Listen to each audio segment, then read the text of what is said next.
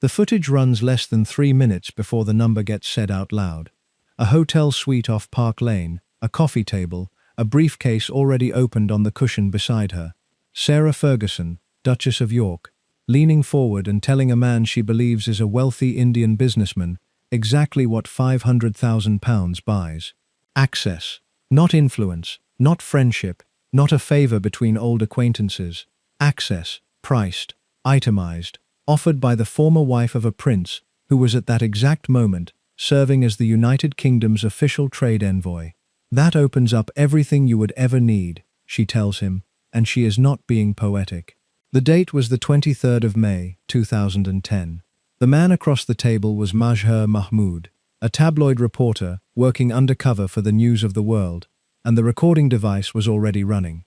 The setup had taken weeks to build. Mahmood had approached her through an intermediary, presenting himself as a wealthy potential business partner, interested in exactly the kind of access a former royal wife, with an ex-husband still serving in an official government capacity, could plausibly provide. Correspondence passed back and forth, terms were floated, and eventually a meeting was arranged at a hotel in central London, the kind of unassuming, expensive suite where nobody behind the front desk asks too many questions about who is visiting whom. He had used the same basic method for years, on other targets, in other rooms, and he would use it again after this one. What made this particular sting land with such force was not the method, which was by 2010 a fairly well-worn tool of British tabloid journalism, but the subject. A woman who had already spent 24 years learning, in the most public way imaginable, exactly how unforgiving that same press could be, walked into a room with a stranger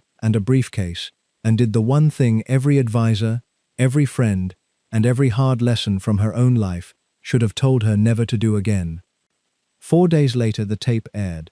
Buckingham Palace's response arrived within hours, and it was short enough to read twice before you finished your coffee. The Duchess of York's actions were unacceptable, the palace said, and the matter was a private one for the Duke and Duchess of York to resolve between themselves. 2 sentences, no defense, no context, no acknowledgement that Prince Andrew himself was named on the tape as the man who had told her to ask for the full amount, a claim he would later deny in full. The institution had done what institutions do when a member becomes a liability rather than an asset. It stepped back and let the story exist on its own, unsupported, at a distance long enough that nobody could later say the palace had vouched for her.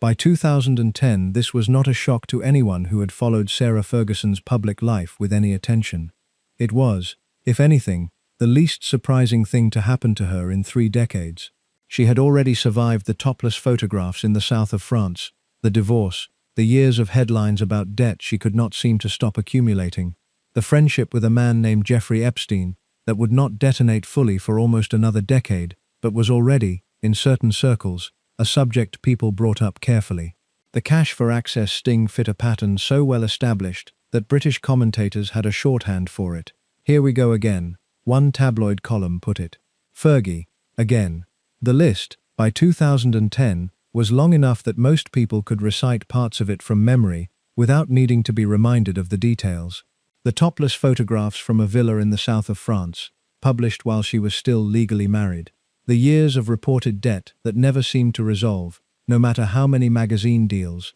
diet endorsements, or children's books she published. The house nicknamed after an American soap opera, too large and too expensive to keep, and somehow never quite given up. A friendship with a convicted sex offender that most of her own advisors had reportedly begged her to end years before this sting ever happened. Each individual item, taken alone, might have been survivable. Taken together, across 3 decades, they built the exact profile that made a hidden camera investigation feel less like news and more like a formality. One more entry in a ledger the public had already closed its judgment on. What almost nobody watching that footage in 2010 thought to ask was where the pattern came from. Sarah Ferguson did not invent the particular combination of charm, financial desperation, and catastrophic judgment about who could be trusted with a secret that ran through her adult life like a fault line. She was taught it, in the most literal sense a person can be taught something, by watching the man who raised her do a version of the same thing 22 years earlier, in a scandal that was smaller in scale, but nearly identical in shape, and that very nearly cost him his career, his marriage, and his relationship with the daughter, who would go on to repeat almost every element of it in public, on a bigger stage, for a bigger audience. His name was Ronald Ferguson. Major Ronald Ferguson, to use the rank the newspapers always attached to him, a title earned through years in the lifeguards before he found the position that would define the rest of his working life, managing polo for the royal family itself. For the better part of 2 decades he ran the polo affairs of Prince Philip, Duke of Edinburgh, at Smith's Lawn, and later took on the same role for Prince Charles. In the strictest sense, he was an employee of the family his daughter would eventually marry into, a man whose entire professional identity was built on being trusted with access to the royals at their most relaxed and unguarded, in the one setting where they could be themselves, without an equerry standing 3 feet away. Trust was the entire job. Discretion was the entire job. Nobody in 1965, watching a young cavalry officer organize horses and matches on a summer afternoon at Windsor, could have predicted that the single most consequential thing he would ever do for the institution he served would turn out to be failing it, publicly, at the one task he had spent his whole career proving he could handle.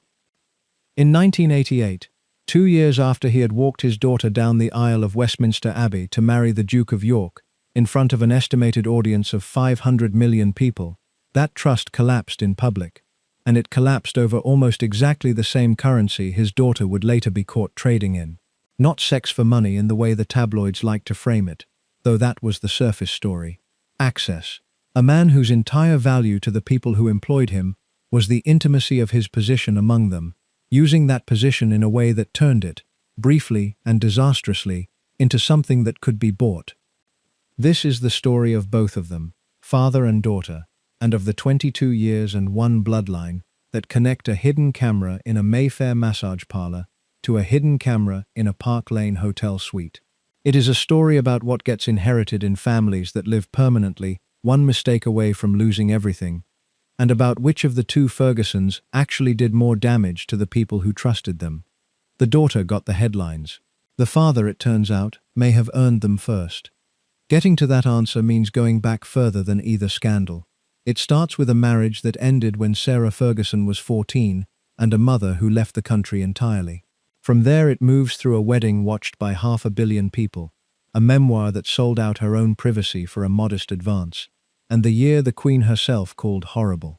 It moves through a divorce settlement that somehow left 2 people sharing a house for the rest of their lives, and a friendship with one of the most notorious men in modern history. And finally it comes back to a hotel room off Park Lane, where a daughter, without ever seeming to notice the echo, did precisely what her father had already shown the entire country was possible, and precisely what would happen to you afterward.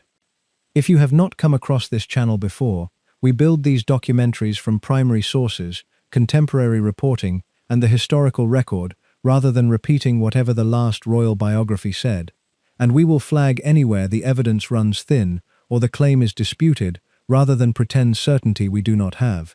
If that is useful to you, the subscribe button costs nothing and tells the algorithm to keep sending you more of this kind of work.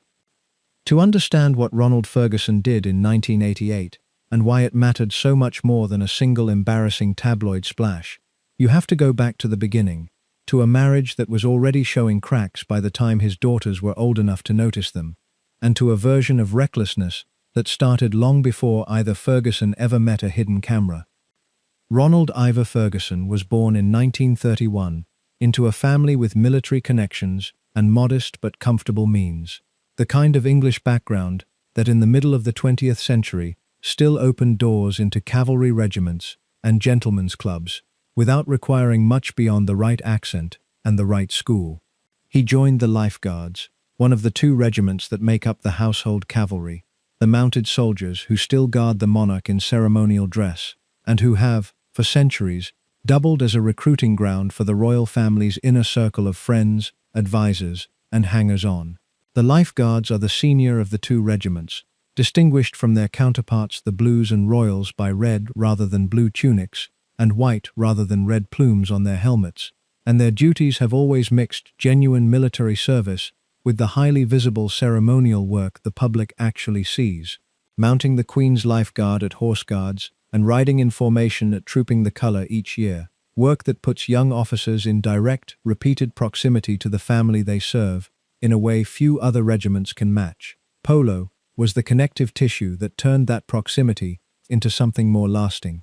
It was a sport that required money, horses, and free afternoons in roughly equal measure, and Ronald Ferguson had a genuine talent for it, good enough that a hobby turned, over time, into the profession that would define the rest of his working life. In 1956, he married Susan Mary Wright, a young woman from a well-connected family of her own, and the marriage produced two daughters in short order. Jane, born in 1957, and Sarah, born on the 15th of October, 1959. By most contemporary accounts, the marriage looked, from the outside, like a fairly conventional one for its social set. Ronald's career in the cavalry gave way gradually to a full-time role in polo administration, and by the 1960s, he had begun managing the polo interests of Prince Philip at Smith's Lawn, inside Windsor Great Park, a position that placed him at the literal center of royal social life for the better part of every summer weekend. It was an enviable job in some ways, and a precarious one in others. It paid in proximity more than in money, and proximity to the royal family has always been a currency with a short shelf life for anyone who steps even slightly out of line. What the Ferguson daughters experienced growing up, according to Sarah's own later accounts, and the reporting that followed her into adulthood, was a childhood organized around a father who was frequently absent, professionally consumed by an unusual job that required him to be charming to some of the most famous people in Britain on a near-daily basis, and a mother who was, by multiple contemporaneous accounts, unhappy in the marriage, in a way people around her had noticed for years, well before the event that would end it. The precise contours of what went wrong between Ronald and Susan Ferguson in the late 1960s and early 1970s are not fully documented in a way that lets any outside observer assign clean blame, and this channel is not going to invent private conversations that no one recorded. What is documented, and not disputed by anyone close to the family, is what happened next.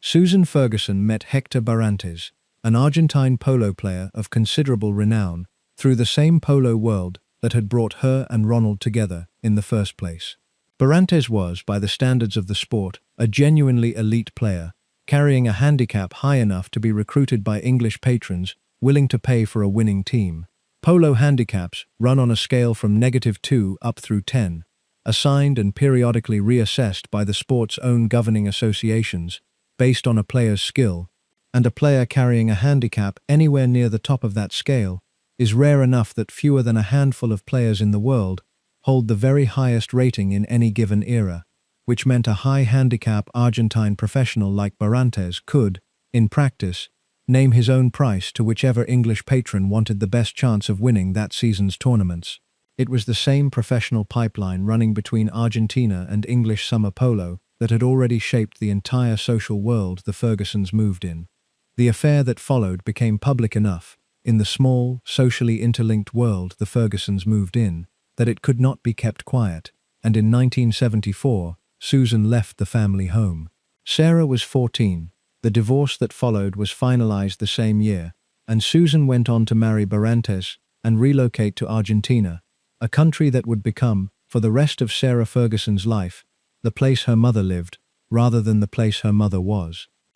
There is a particular kind of childhood rupture that happens when a parent does not simply divorce the other parent but leaves the country, and the psychological literature on the subject, without getting into any individual case, generally describes it as a loss that operates differently from an ordinary divorce because the departure is total rather than partial. The British psychologist John Bowlby, whose work on early childhood attachment shaped most of the following decades of research on how children respond to parental loss, argued that the specific damage of this kind of rupture lies less in the single event of separation than in the child's resulting uncertainty about whether any adult relationship can be relied upon to last. An idea later researchers have applied specifically to cases where a parent's departure is compounded by physical distance and infrequent contact, rather than an ordinary shared custody arrangement. Sarah Ferguson has spoken publicly, across several decades of interviews, about the effect her mother's departure had on her,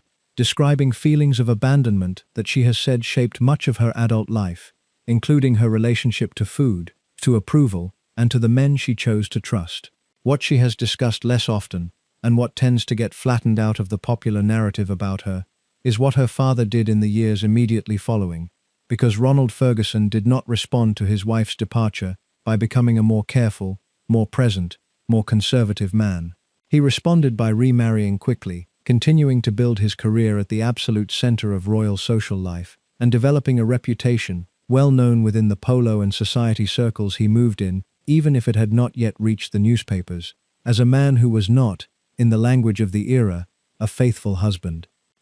Susan's own subsequent life adds a final, somber note to this part of the story that most retrospectives leave out entirely. Hector Barrantes died of stomach cancer in 1990, leaving Susan a widow in Argentina, still raising the younger children from that second marriage. Susan herself died 8 years later, in September of 1998, in a car accident near her home in Argentina, a death that arrived less than a year after Diana's own fatal car crash in Paris. And that meant Sarah Ferguson lost her mother and one of her closest childhood friends within the same 12-month span, in which she was also several years into her own very public financial and marital unraveling. That detail belongs here for a specific reason. Any honest account of where Sarah Ferguson's own recklessness came from has to sit with the fact that by her late 30s, she had lost, in rapid and often violent succession, nearly every close relationship that might have offered her a stabilizing counterweight to the pattern her father had already modeled for her. The woman he married in 1976 was Susan Deptford, and together they had 2 more children, a son named Andrew and a daughter named Alice, giving Sarah and Jane a set of half-siblings, considerably younger than themselves. By the accounts of people who spent time at the Ferguson household during this period, Ronald was, in his own way, an affectionate and attentive father when he was physically present, and Sarah in particular has described feeling closer to him than to her mother during her adolescence, staying with him at Dummerdown Farm in Hampshire rather than following Susan to Argentina. But the word that recurs most often in descriptions of Ronald Ferguson from people who knew him professionally during these years is charming, used in the specific, slightly wary British sense that implies a man who is enormously good company and not entirely to be relied upon, rather than affectionate, the word his own daughter reached for. He needed to be good company because his job depended on it in a way few other jobs do. Managing polo for the Duke of Edinburgh was not administrative work in any conventional sense. It meant organizing matches, managing horses and grounds, and functioning as a kind of social ringmaster for the sport that Prince Philip and later Prince Charles used as their primary form of relaxation and athletic competition through the 1960s, 70s and 80s. It put Ronald Ferguson in a tent with royalty on a near-weekly basis for half the year, drinking, joking, and managing egos, and it required a specific skill that is difficult to name precisely, but easy to recognize when you see it: the ability to be fully at ease around people whose entire lives were organized around never being fully at ease around anyone. He had that skill in abundance. It made him valuable. It also, eventually, made him careless, because a man who has spent 2 decades being told, implicitly and explicitly, that he is trusted at the very center of the most protected family in the country, can start to believe that the protection extends to him personally, and not only to the people he serves.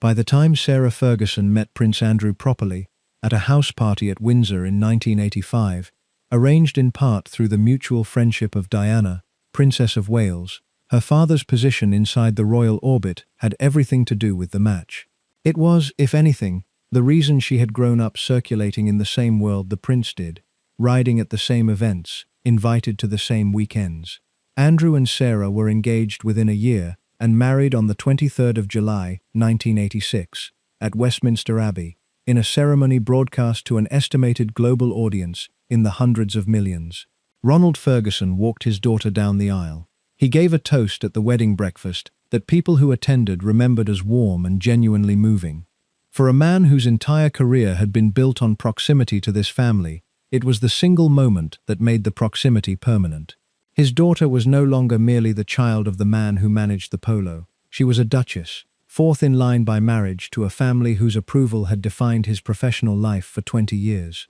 He had less than 2 years to enjoy it before the newspapers found out about the Wigmore Club.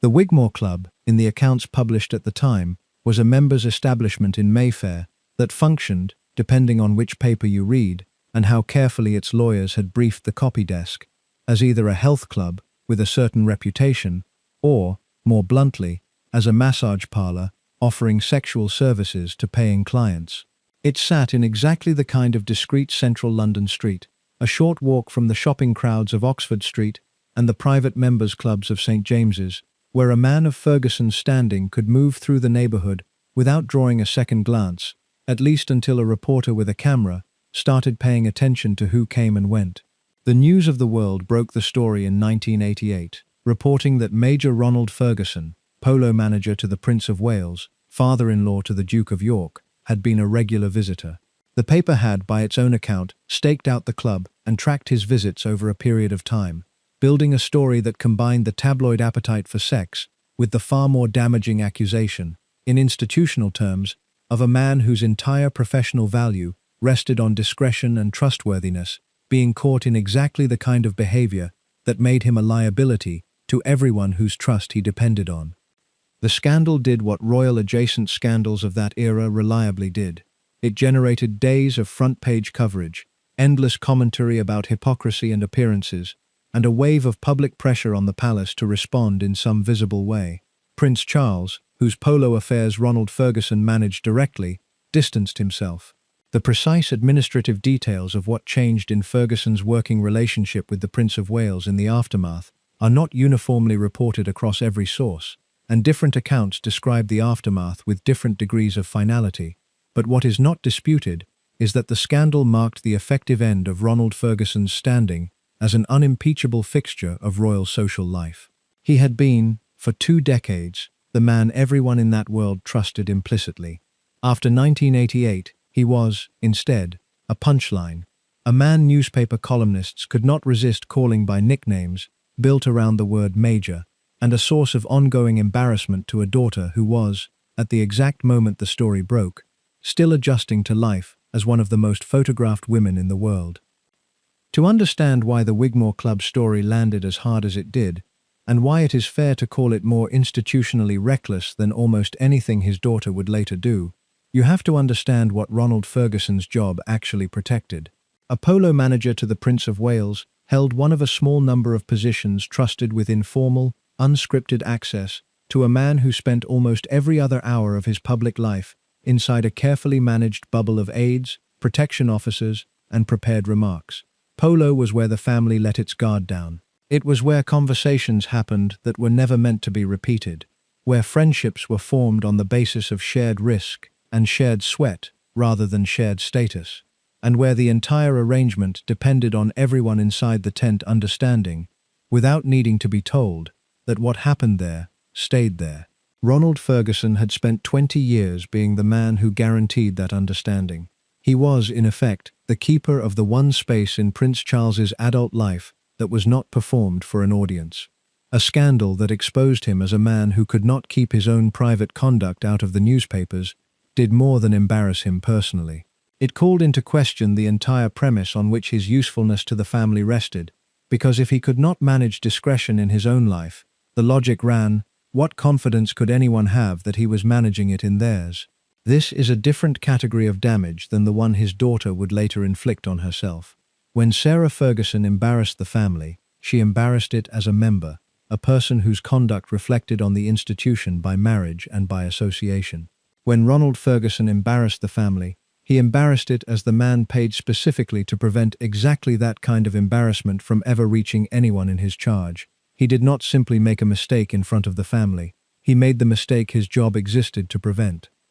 The closest true historical precedent for what Ronald Ferguson did comes from politics rather than from any other royal scandal, and the detour matters because it shows exactly how seriously British institutions once treated the specific failure he committed. In 1963, John Profumo, the Secretary of State for War in Harold Macmillan's government, resigned after admitting he had lied to the House of Commons about an affair with Christine Keeler, a young woman introduced to him by the society osteopath Stephen Ward at a party at Cliveden House. The scandal became a genuine constitutional crisis because Keeler had, around the same period, also been involved with a Soviet naval attaché, raising the possibility, never proven, but never fully dismissed either, that a serving cabinet minister's private indiscretion had created a national security vulnerability far beyond the affair itself. Profumo's resignation and the humiliation that followed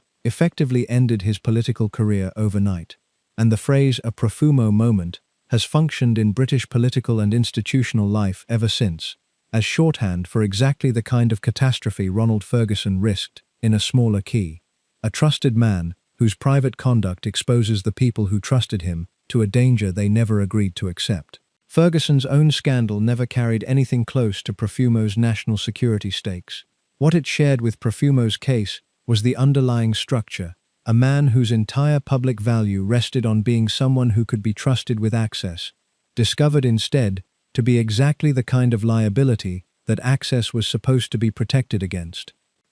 It is also worth naming, plainly, a pattern that runs underneath almost every comparison this documentary has been drawing, because pretending it is not there would make the analysis dishonest. The language British newspapers reached for to describe Ronald Ferguson's conduct and the language they reached for to describe his daughters were not the same language, even when the underlying behavior rhymed closely enough to invite direct comparison. Ferguson became the Galloping Major, a nickname with a wink built into it, the rough affection British tabloids reserve for a certain kind of roguish older man whose appetites are treated as an amusing character flaw rather than a genuine moral failing. Sarah became the Duchess of York, a nickname built entirely around contempt, aimed at her body rather than her judgment, delivered with a cruelty the press never once extended to her father, even at the height of his own exposure. Andrew himself carried the nickname Randy Andy for years before his marriage to Sarah, a tag the tabloids attached to him during his bachelor years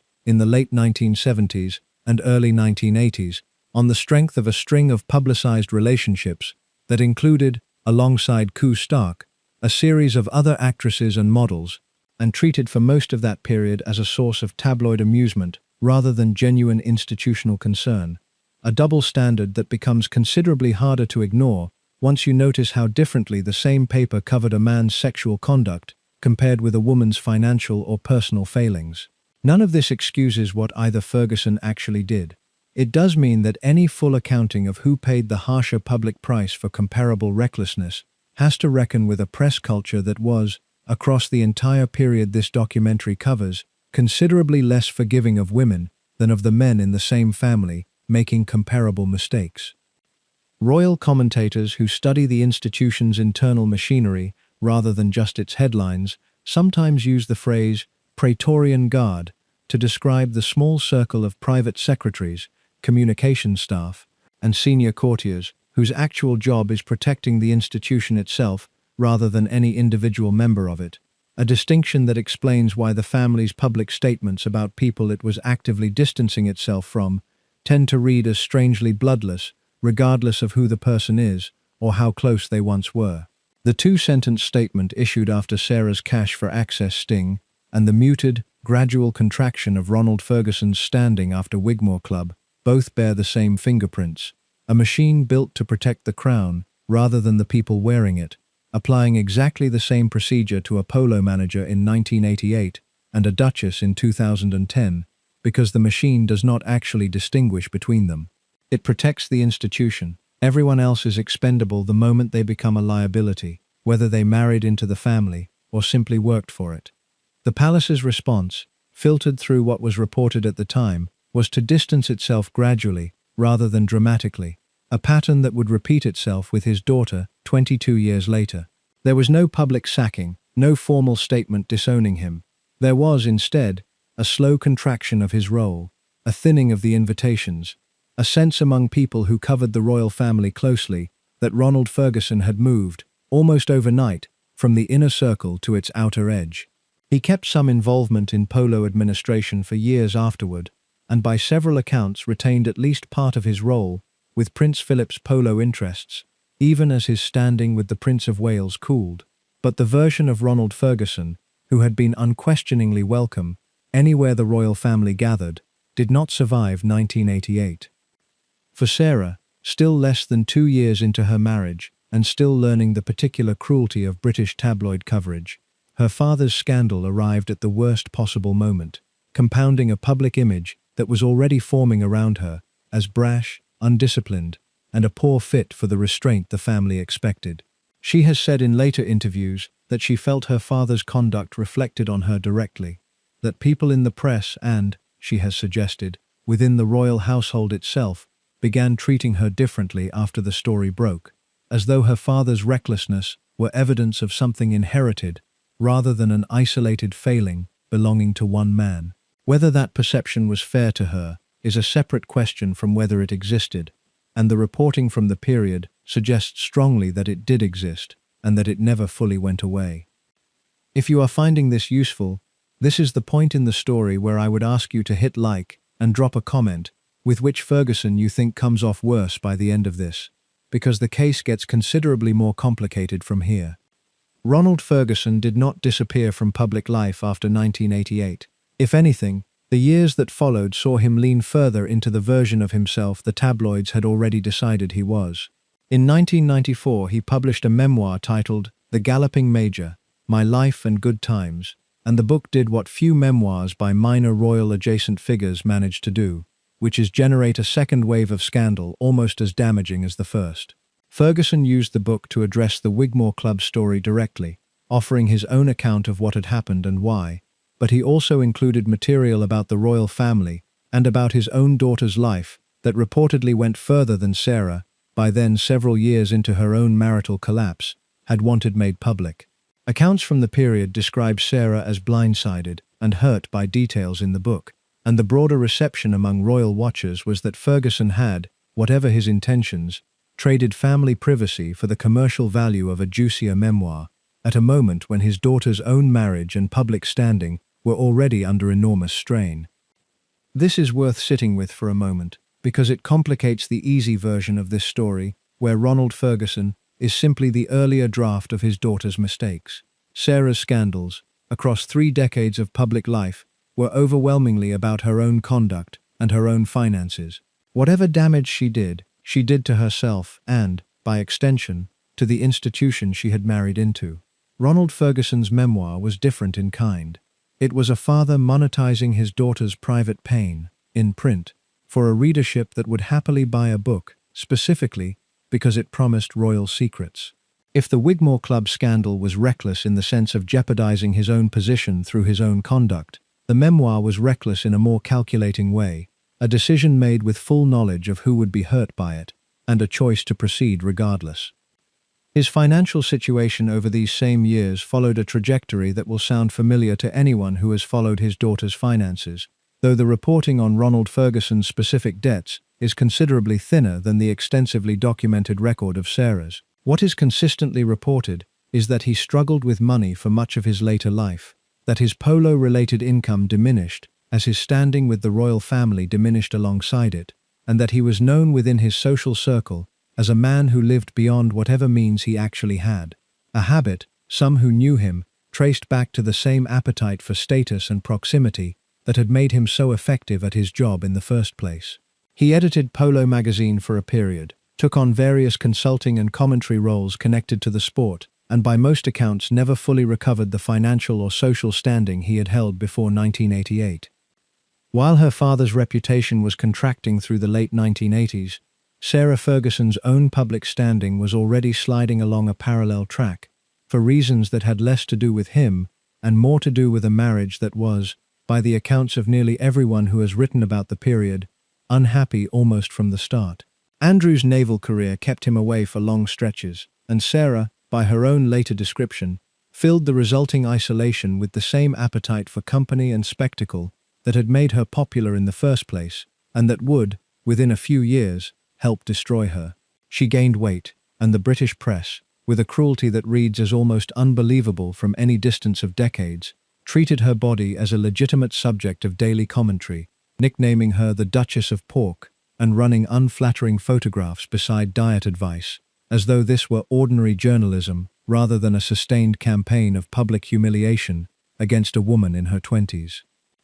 By 1990, the marriage was, according to multiple biographies of the period, effectively over in private, even as it continued in public. The first public sign of how far it had already fractured came not from John Bryan, but from an earlier friendship, with a Texan businessman named Steve Wyatt, whom Sarah had met through Diana's brother in the late 1980s. Photographs of Sarah and Wyatt together on holiday in Morocco surfaced in the press around 1990, and while the coverage never reached the scale of what would follow 2 years later, it registered inside the family and inside Buckingham Palace as an early and unmistakable warning sign, one that made the eventual toe-sucking photographs feel, to people who had been paying attention, less like a bolt from nowhere and more like the second half of a pattern that had already announced itself once. Sarah had begun a friendship with an American financial manager named John Bryan that would, within 2 years, become the second and far more damaging defining scandal of her public life. The formal separation from Prince Andrew was announced in March of 1992, timed, as so much of this story is timed, to a year that would become known inside the royal family by the Queen's own description as an annus horribilis, a phrase she used in a speech that November to describe 12 months that had included a fire at Windsor Castle, the collapse of Princess Anne's first marriage, the publication of Andrew Morton's explosive biography of Diana, and, arriving in August, photographs that did more damage to Sarah Ferguson's public reputation than anything before or since.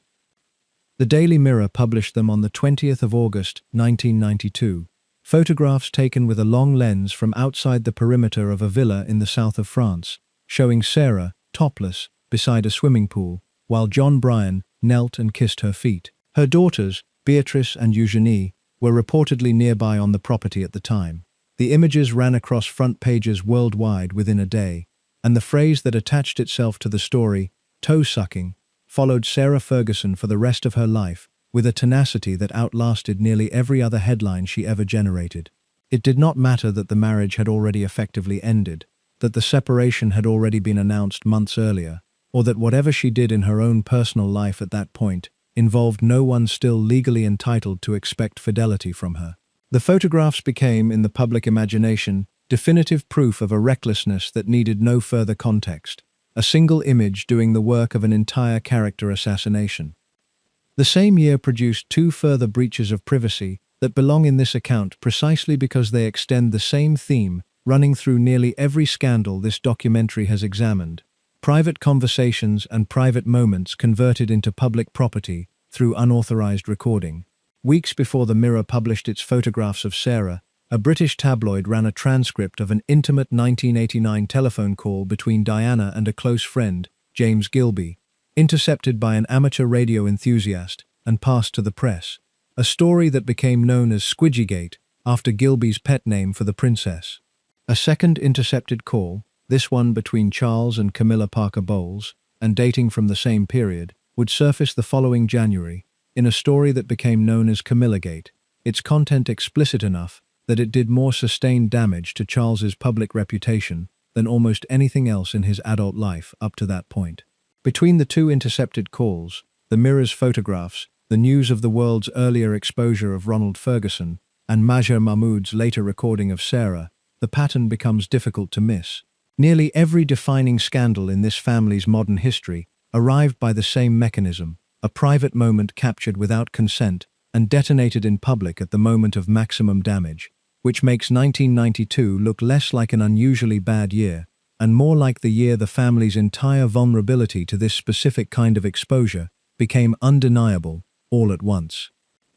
Beatrice was not yet 4 years old when the photographs ran, and Eugenie was 2, meaning both girls grew up with almost no memory of a period before their parents' marriage was a subject of open public commentary. Both daughters have, across their own adult interviews, generally described their childhood as happier than the surrounding headlines suggested, crediting both parents with shielding them from the worst of it and with maintaining, despite the divorce, an unusually cooperative approach to raising them together that let them split time between 2 households without the outright hostility that defined so many other prominent divorces of the era. That cooperative arrangement is, in its own way, one of the more genuinely admirable threads running through this entire story. The one place where both Ronald Ferguson's grandchildren and Sarah Ferguson's daughters seem to have been protected from the worst instincts their own parents and grandfather struggled, repeatedly, to control in every other part of their lives.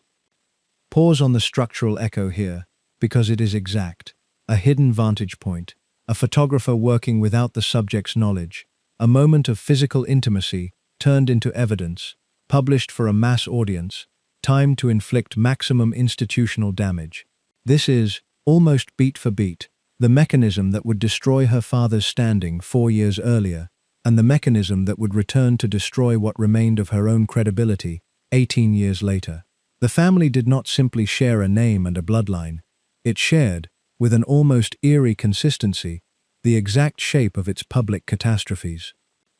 Sarah and Andrew's divorce was finalized in 1996, and the settlement, along with the loss of her Duchess title's official standing, though she retained the courtesy use of it, left her in a financial position that never stabilized for the rest of the decade, and by most measures, never fully stabilized for the rest of her life. This is the part of Sarah Ferguson's story that dominates more column inches than almost any other single subject, more even than the toe-sucking photographs, because unlike a single scandal that fades from the front page within a news cycle, debt is a condition that renews itself indefinitely, and Sarah Ferguson's debts renewed themselves, by press accounts, almost continuously from the mid-90s onward. Reports throughout the period describe unpaid bills to hotels, to designers, to household staff, and at various points sums reported to run into the millions of pounds, with Prince Andrew himself reportedly stepping in on more than one occasion to settle debts on her behalf, even after their divorce,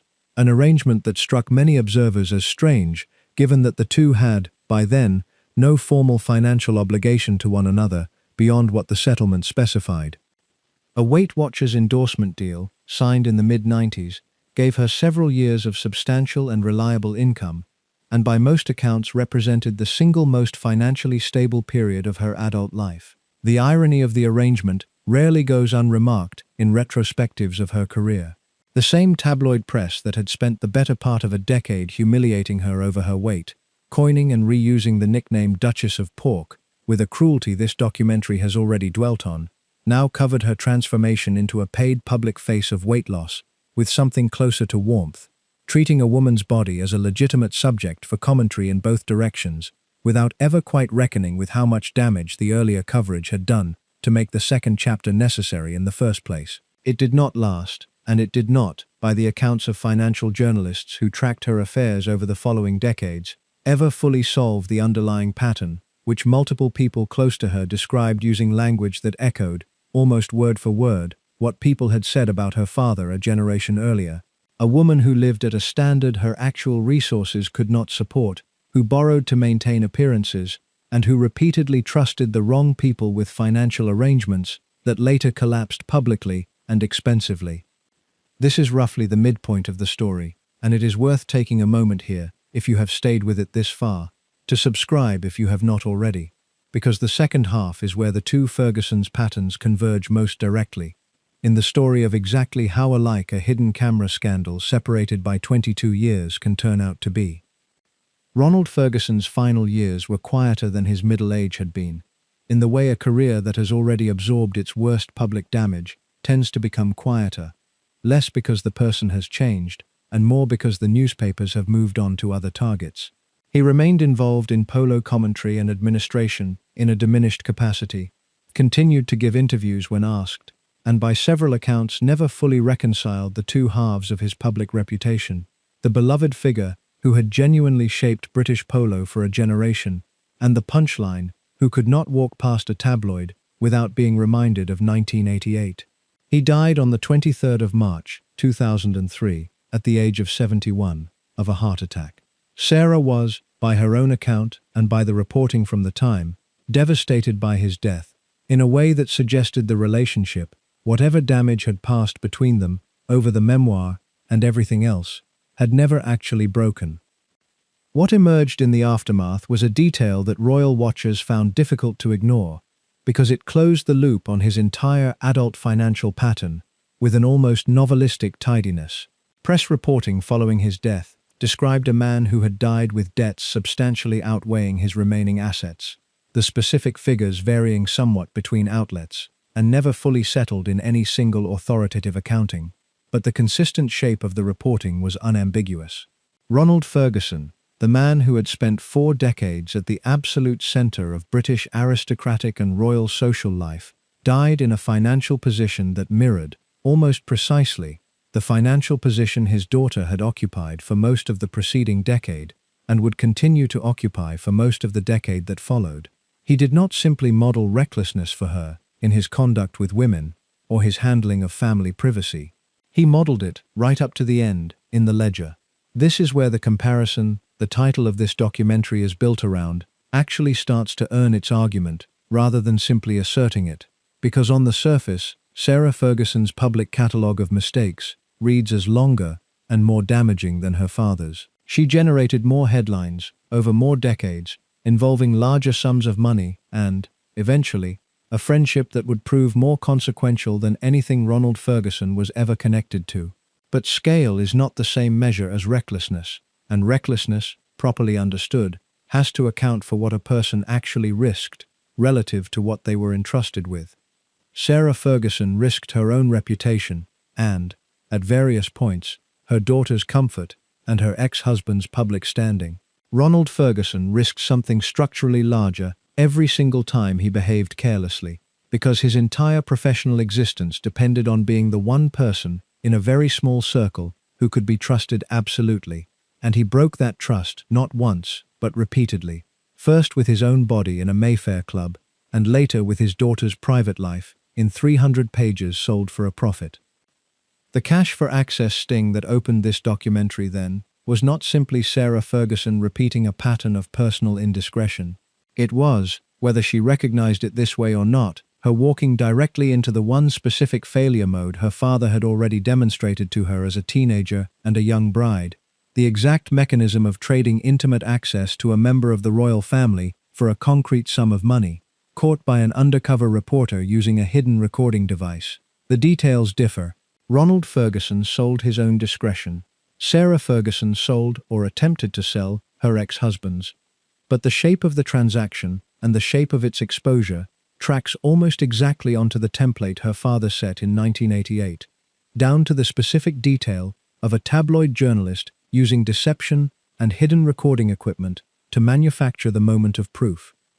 The phrase cash for access itself did not originate with Sarah Ferguson. British audiences had already learned to recognize it years before her scandal ever broke, because the phrase carried an entire history of political scandal behind it by 2010. The 1994 Cash for Questions affair, in which two Conservative members of Parliament were found to have accepted payment in exchange for asking questions in the House of Commons on a businessman's behalf, had already taught the British public to treat the phrase as shorthand for a very specific kind of corruption, influence converted into currency, without fanfare, by people who were supposed to be above that kind of transaction. A second scandal, Cash for Honours, broke in 2006, when police investigated allegations that wealthy donors to political parties had been offered peerages in exchange for loans, an investigation that reached all the way to Downing Street under Tony Blair's government, before concluding, in the end, without charges.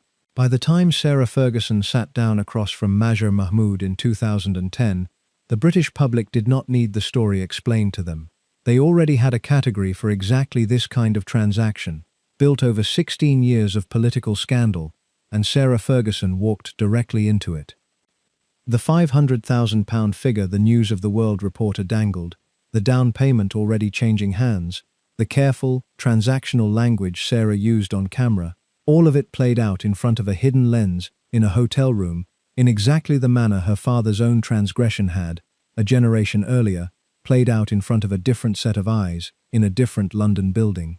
Buckingham Palace's statement in 2010, brief and distancing, echoed almost word for word the posture the family had taken toward Ronald Ferguson in 1988. The institution had learned, across 2 generations of the same family, embarrassing it in nearly identical fashion, that the correct response was the same each time: acknowledge nothing beyond the bare minimum, express no personal judgment, and wait for the story to become somebody else's problem. The friendship with Jeffrey Epstein, which deepened across the years following the divorce, and which Sarah has since attempted, with limited public success, to explain and distance herself from, adds a final layer to this comparison, rather than a separate one, because it follows the identical logic that runs through both Ferguson's worst decisions. Epstein offered financial support during a period when Sarah's debts were, by her own later description, overwhelming, and in exchange she offered him something that money alone could not buy, for a convicted sex offender trying to rebuild his social standing, proximity to a genuinely royal name. It was, in structure, the same trade her father made in reverse, decades earlier, when his royal proximity was the valuable thing, and he traded it away carelessly for something considerably smaller than what it was worth. Father and daughter, on opposite ends of the same transaction, each convinced that the arrangement they had struck was manageable, each catastrophically wrong.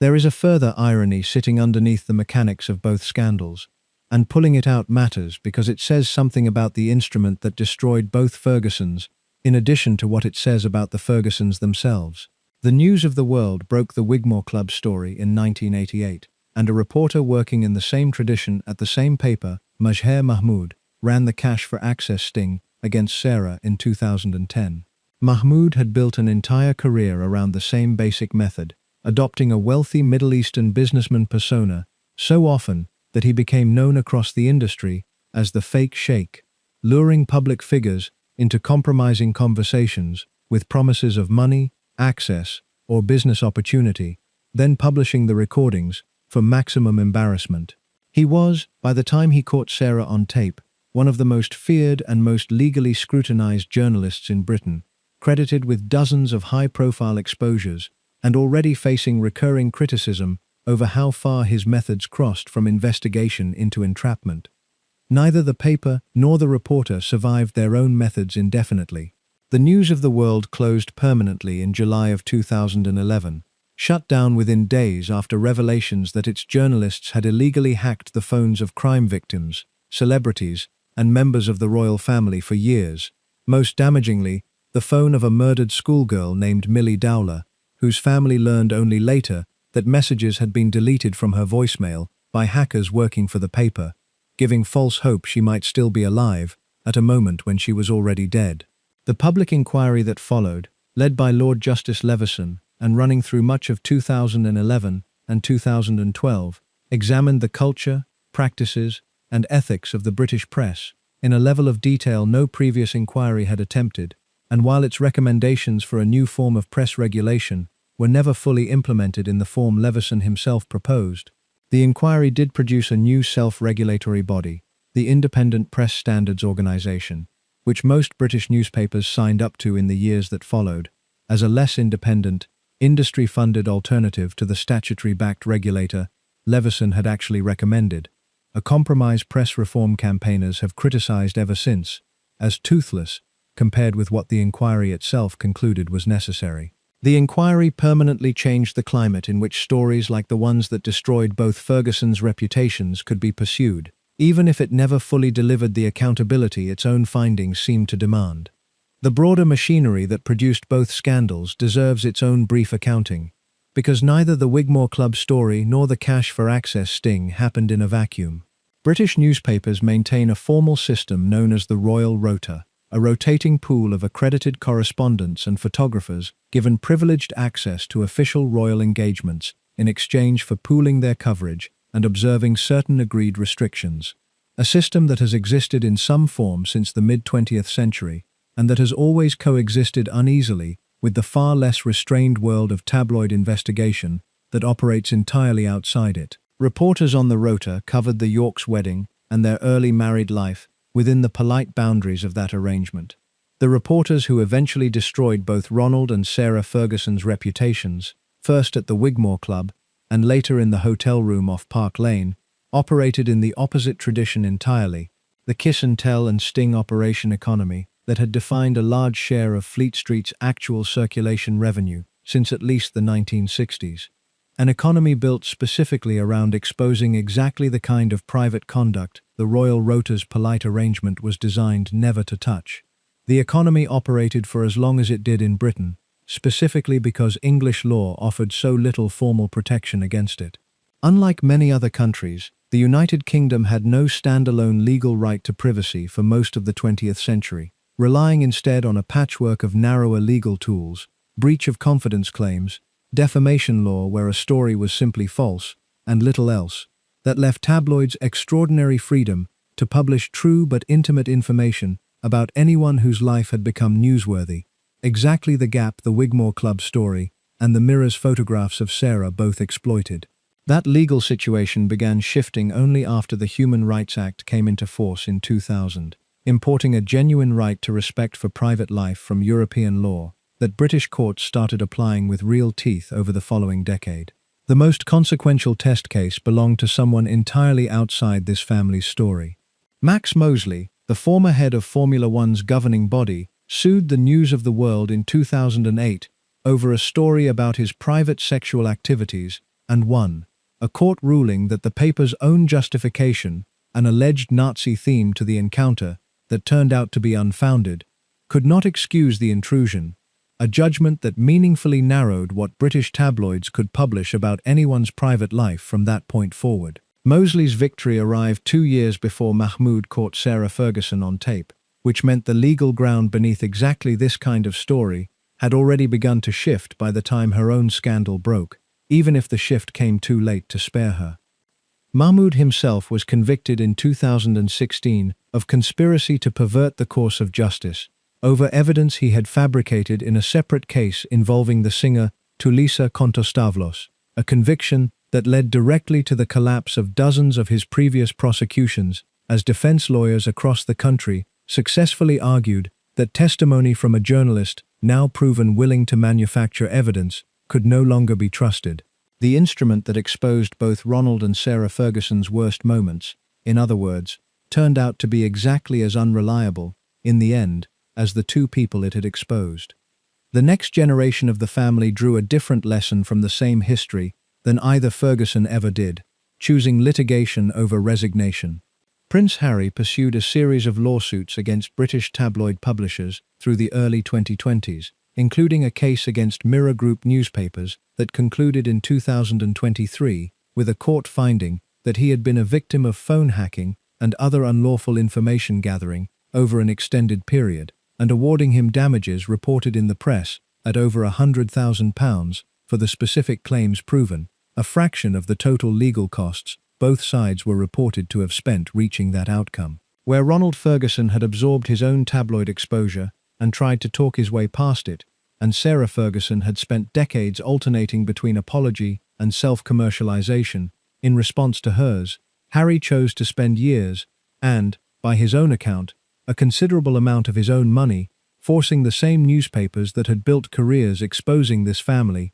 generation after generation, to admit their methods in open court, a strategy neither Ferguson had ever attempted. Go back now and fill in some of the texture this documentary has skipped past, because the broad shape of the comparison only carries weight if the details underneath it hold up, and both Fergusons left behind a considerably richer record than the headline version of their stories usually allows for.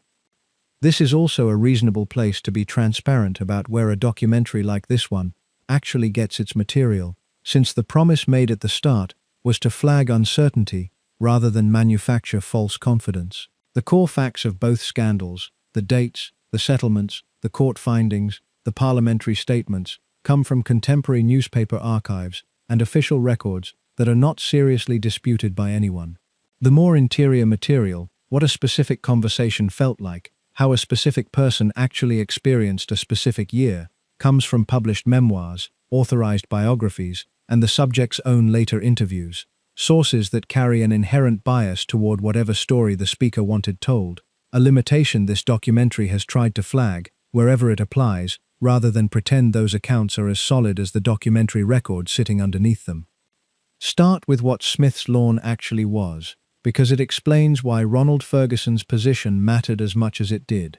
Windsor Great Park itself runs to thousands of acres south of the castle, a stretch of deer herds, ancient oaks, and the famous 3-mile avenue, known as the Long Walk, connecting the castle to the Copper Horse statue on Snow Hill, a private royal estate on a scale almost nothing else in southern England can match, and it is inside this same vast private park, a short drive from the castle itself, that the Guards Polo Club has functioned since the 1950s, as the private, athletic and social heart of the royal family's summer calendar. Prince Philip played there for decades, switching to competitive carriage driving in the early 1970s, once his own polo playing career ended, a transition driven by the accumulated wear of arthritis in his wrists, rather than any single dramatic injury, and one that let him keep the same underlying need for a physically demanding, tradition-steeped sport well into old age. Prince Charles took up where his father left off, playing through most of his adult life and into his 50s,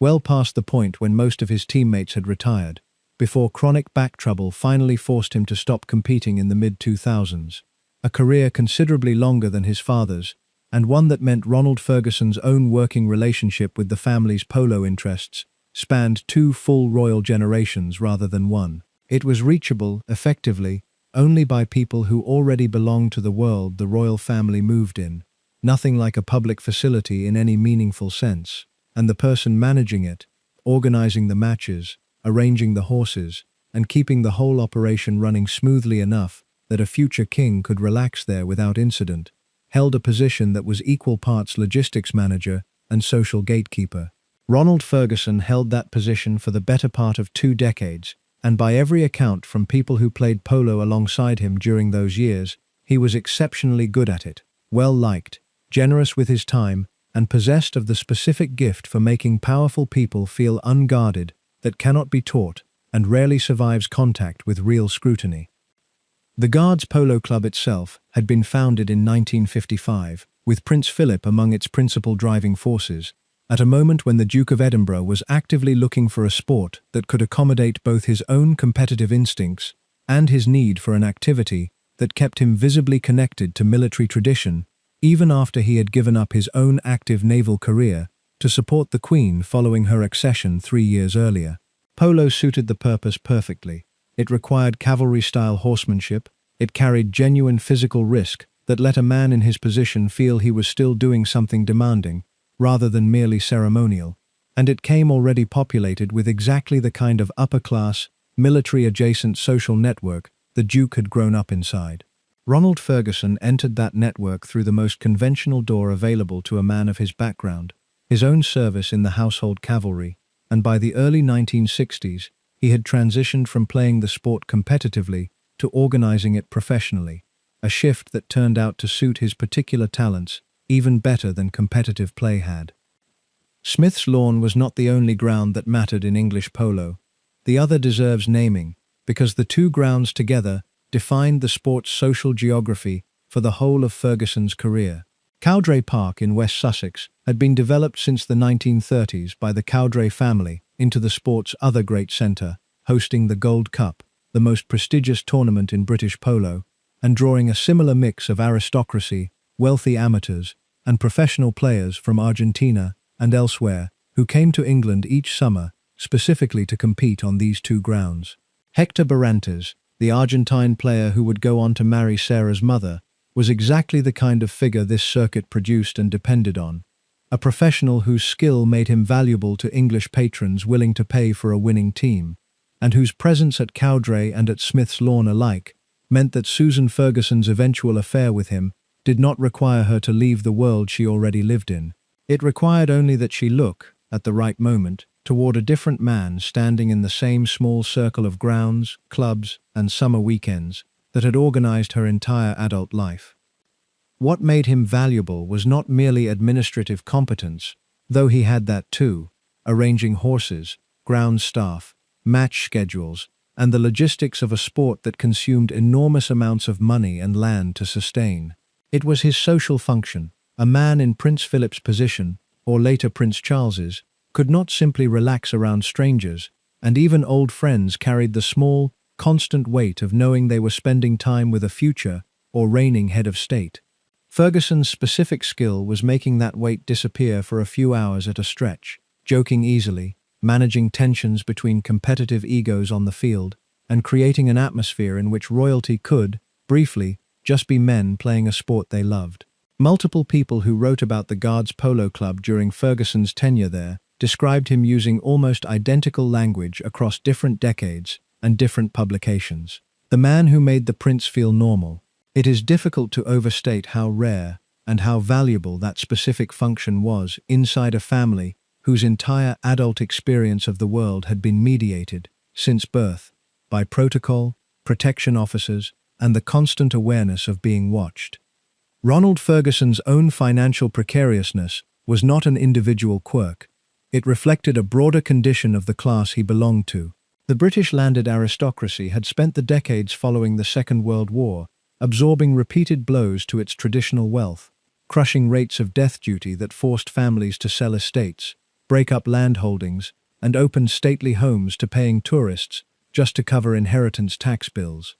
A slow, decades-long contraction that left even titled families with grand surnames and comparatively modest bank balances by the time Ronald Ferguson came of age. Men of his background increasingly found that the surname and the social connections still opened doors, but the money to walk comfortably through them had to be earned rather than inherited, which pushed an entire generation of well-connected but undercapitalized Englishmen into exactly the kind of proximity trades Ferguson mastered, jobs that monetized access and charm rather than land or capital. Sarah Ferguson inherited this same structural condition from both directions, a father whose currency was charm rather than money, and a social world that expected her to look wealthy regardless of what her actual bank balance said. A contradiction neither of them ever fully resolved, and one that few people born into that specific squeeze between old status and diminished means ever do.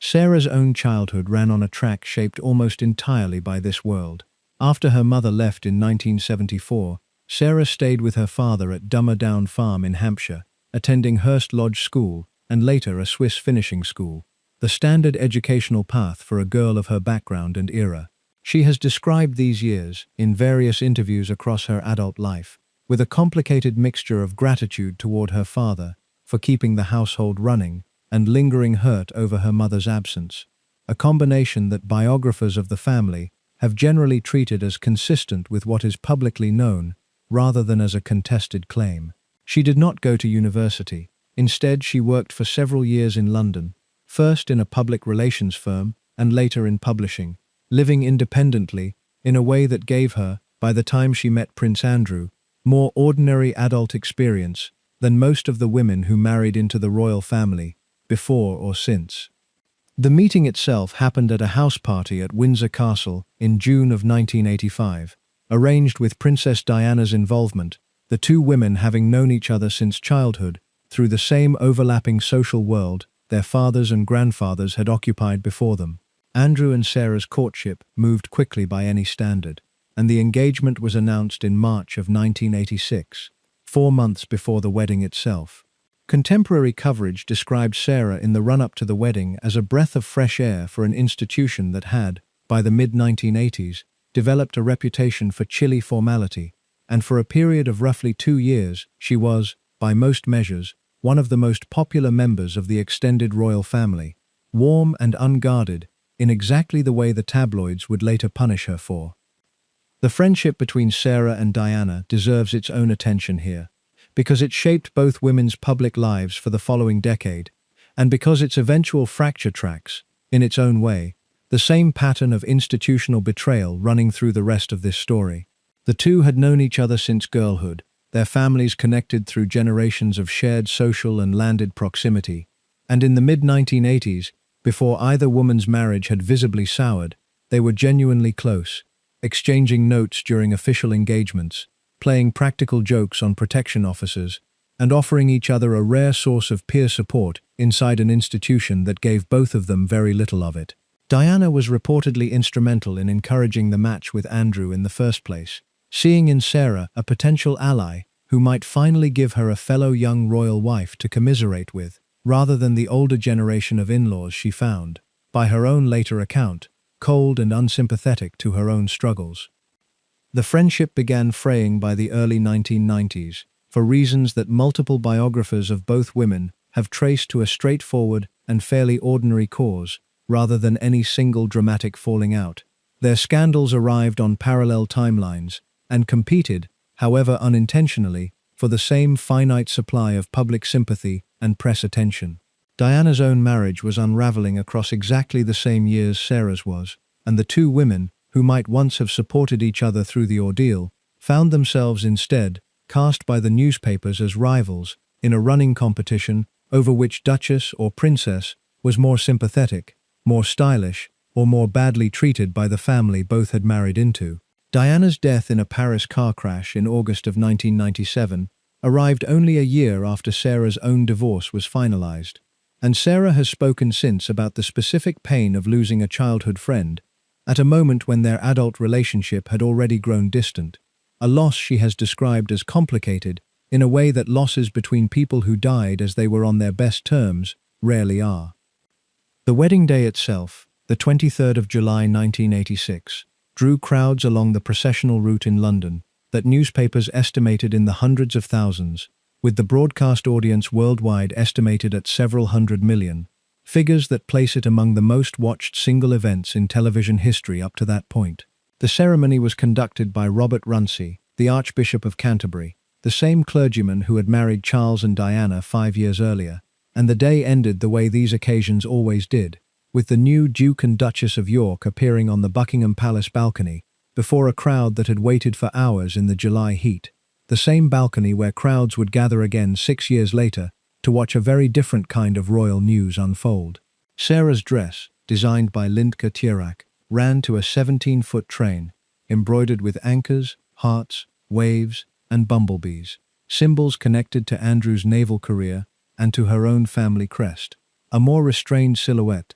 than the 25-foot train Diana had worn 5 years earlier, but still, by any ordinary measure, an enormous piece of theatre built for a global audience. Ronald Ferguson gave her away, and by the accounts of guests who spoke to the press afterward, his toast at the wedding breakfast that followed was widely remembered as one of the warmest moments of the day, a father visibly proud of a daughter who had, in the space of a single ceremony, become a duchess. Nobody in the Abbey that afternoon had any reason to guess that this wedding, coming at the tail end of a decade that had already given the monarchy 2 enormous royal weddings and an ocean of uncritical coverage, was also the last one the institution would ever be able to stage with that particular kind of unclouded optimism.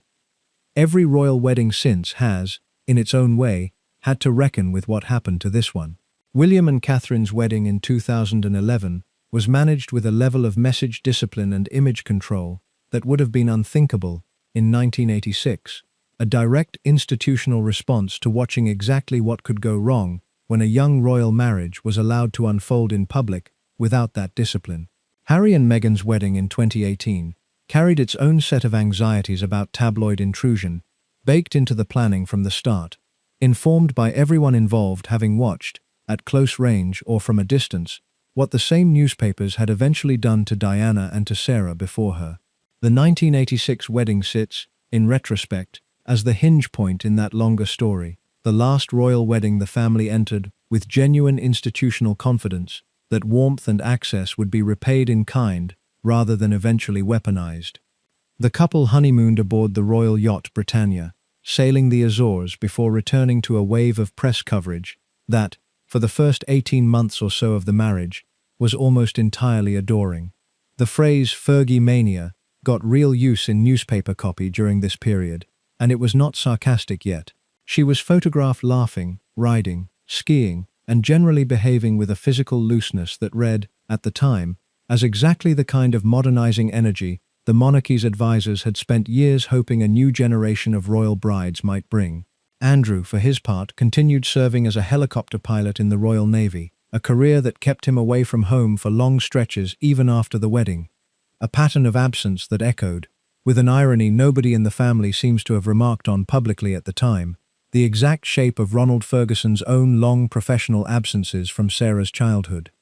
The couple settled first at Castlewood House on the Sunninghill Park estate, while a permanent residence was built nearby, a large new house that would eventually take the Sunninghill Park name itself, once completed in 1990, financed in part through Crown funds and in part through the couple's own resources, and nicknamed South York by a press that could not resist the comparison to the sprawling, opulent fictional ranch of the American soap opera Dallas. The nickname stuck for the rest of the house's existence, long after it stopped being funny and became, instead, a kind of shorthand for exactly the pattern the marriage would become known for: expensive, oversized, and increasingly difficult to justify against the family's actual financial position.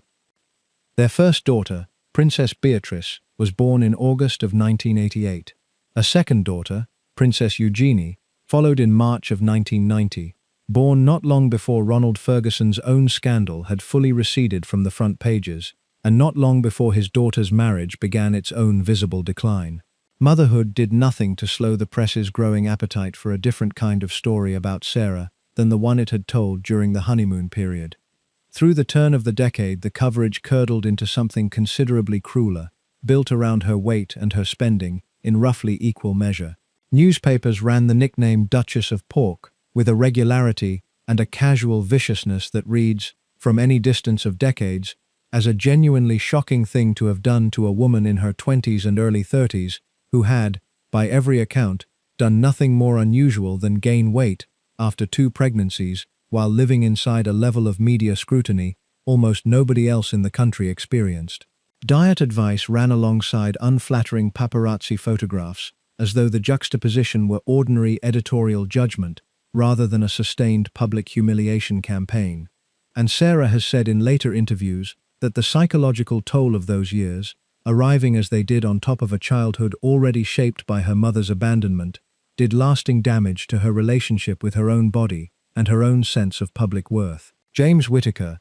the Daily Mirror's longtime royal correspondent and one of the most recognizable royal watchers of the entire period, covered Sarah's transformation from popular newcomer to tabloid punchline in real time across hundreds of columns, and his own later reflections on the coverage, along with those of several contemporaries in the same trade, generally acknowledged, with the benefit of decades of hindsight, that the press had gone further in mocking her physically than professional judgment could really justify, an admission that arrived, as these admissions tend to, long after the damage had already been done.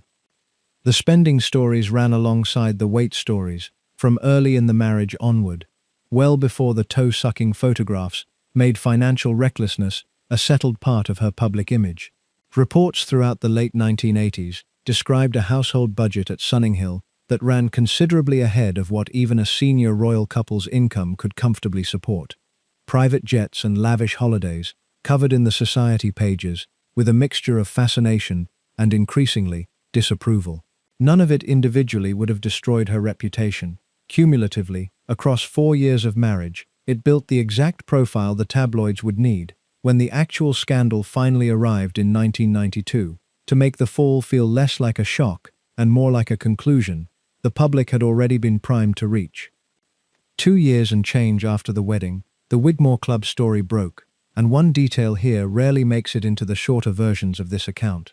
The news of the world's investigation, according to reporting from the period, had tracked Ronald Ferguson's visits to the club over a period of time before publishing, meaning the paper had, in effect, been sitting on the story, waiting for the moment of maximum impact, in the same way Mazher Mahmood would later sit on his recording of Sarah for 4 days before broadcasting it in 2010. Ferguson, once the story broke, did not attempt an extended public denial. He gave interviews acknowledging the visits and expressing regret, a posture that limited the story's lifespan somewhat compared to a prolonged fight, but that could not undo the fundamental damage to his standing with the family whose trust his entire career depended on. The same year, 1988, brought an entirely separate tragedy to the royal family's polo and skiing circle, mentioned here only because of how it illustrates the stakes of discretion in that world. During a skiing trip to Closters in March of that year, an avalanche killed Major Hugh Lindsay, a close friend and equerry to Prince Charles, and injured the prince himself. The incident generated its own wave of scrutiny over who had been present, who had been skiing off-piste against advice, and how the royal family's private recreational life intersected with genuine physical danger for the people around them. It is not directly connected to Ronald Ferguson's scandal later that same year, but it belongs to the same broader story of a royal social world in the late 1980s that was, across multiple fronts, proving considerably less controlled and considerably more exposed to consequence than its carefully managed public image suggested.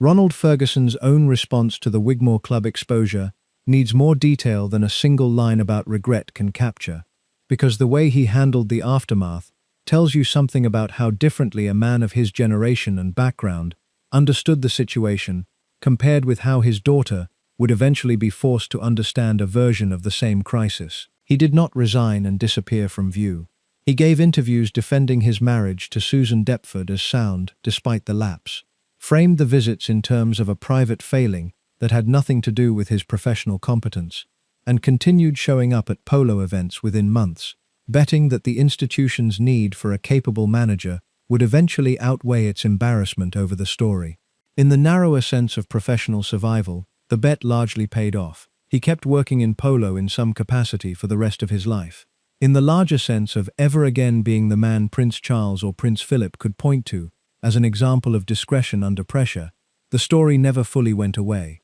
It followed him into every subsequent piece of press coverage for the following 15 years. His own obituaries in 2003, published in outlets including the Daily Telegraph and The Guardian, almost without exception led with the Wigmore Club, before mentioning anything about his 4 decades of actual polo administration, a framing several of his old polo colleagues reportedly found unfair, given how much genuine expertise and goodwill he had built inside the sport, over a much longer career than the single scandal that came to define his public memory.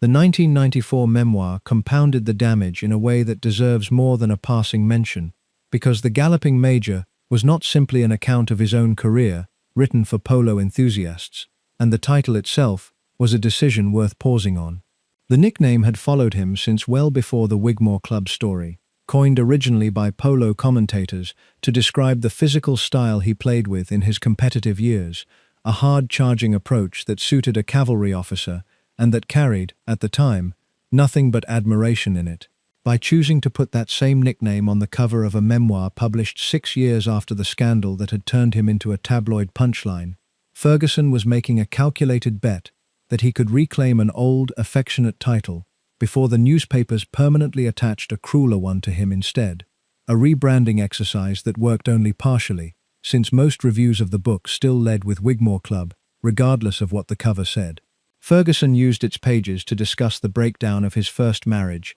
his own infidelities across both marriages, in more candid terms than the tabloids had managed to extract from him at the time, and material touching on the royal family's private habits that went well beyond what an employee of his standing was expected to disclose, even in retirement. Sarah's own marriage to Andrew was, by 1994, already in visible trouble, and multiple accounts from the period describe her as having learned about specific passages in her father's book only after journalists began calling for comment, a sequence that left her blindsided in front of the same press corps that had spent years treating her own life as public property. The book sold respectably by the standards of celebrity memoirs of its era, and it gave Ferguson a fresh, if modest, source of income, at a moment when his polo-related earnings had never recovered their pre-1988 level. It also, by most reasonable accounting, permanently damaged whatever remained of the closeness between father and daughter that had defined Sarah's adolescence,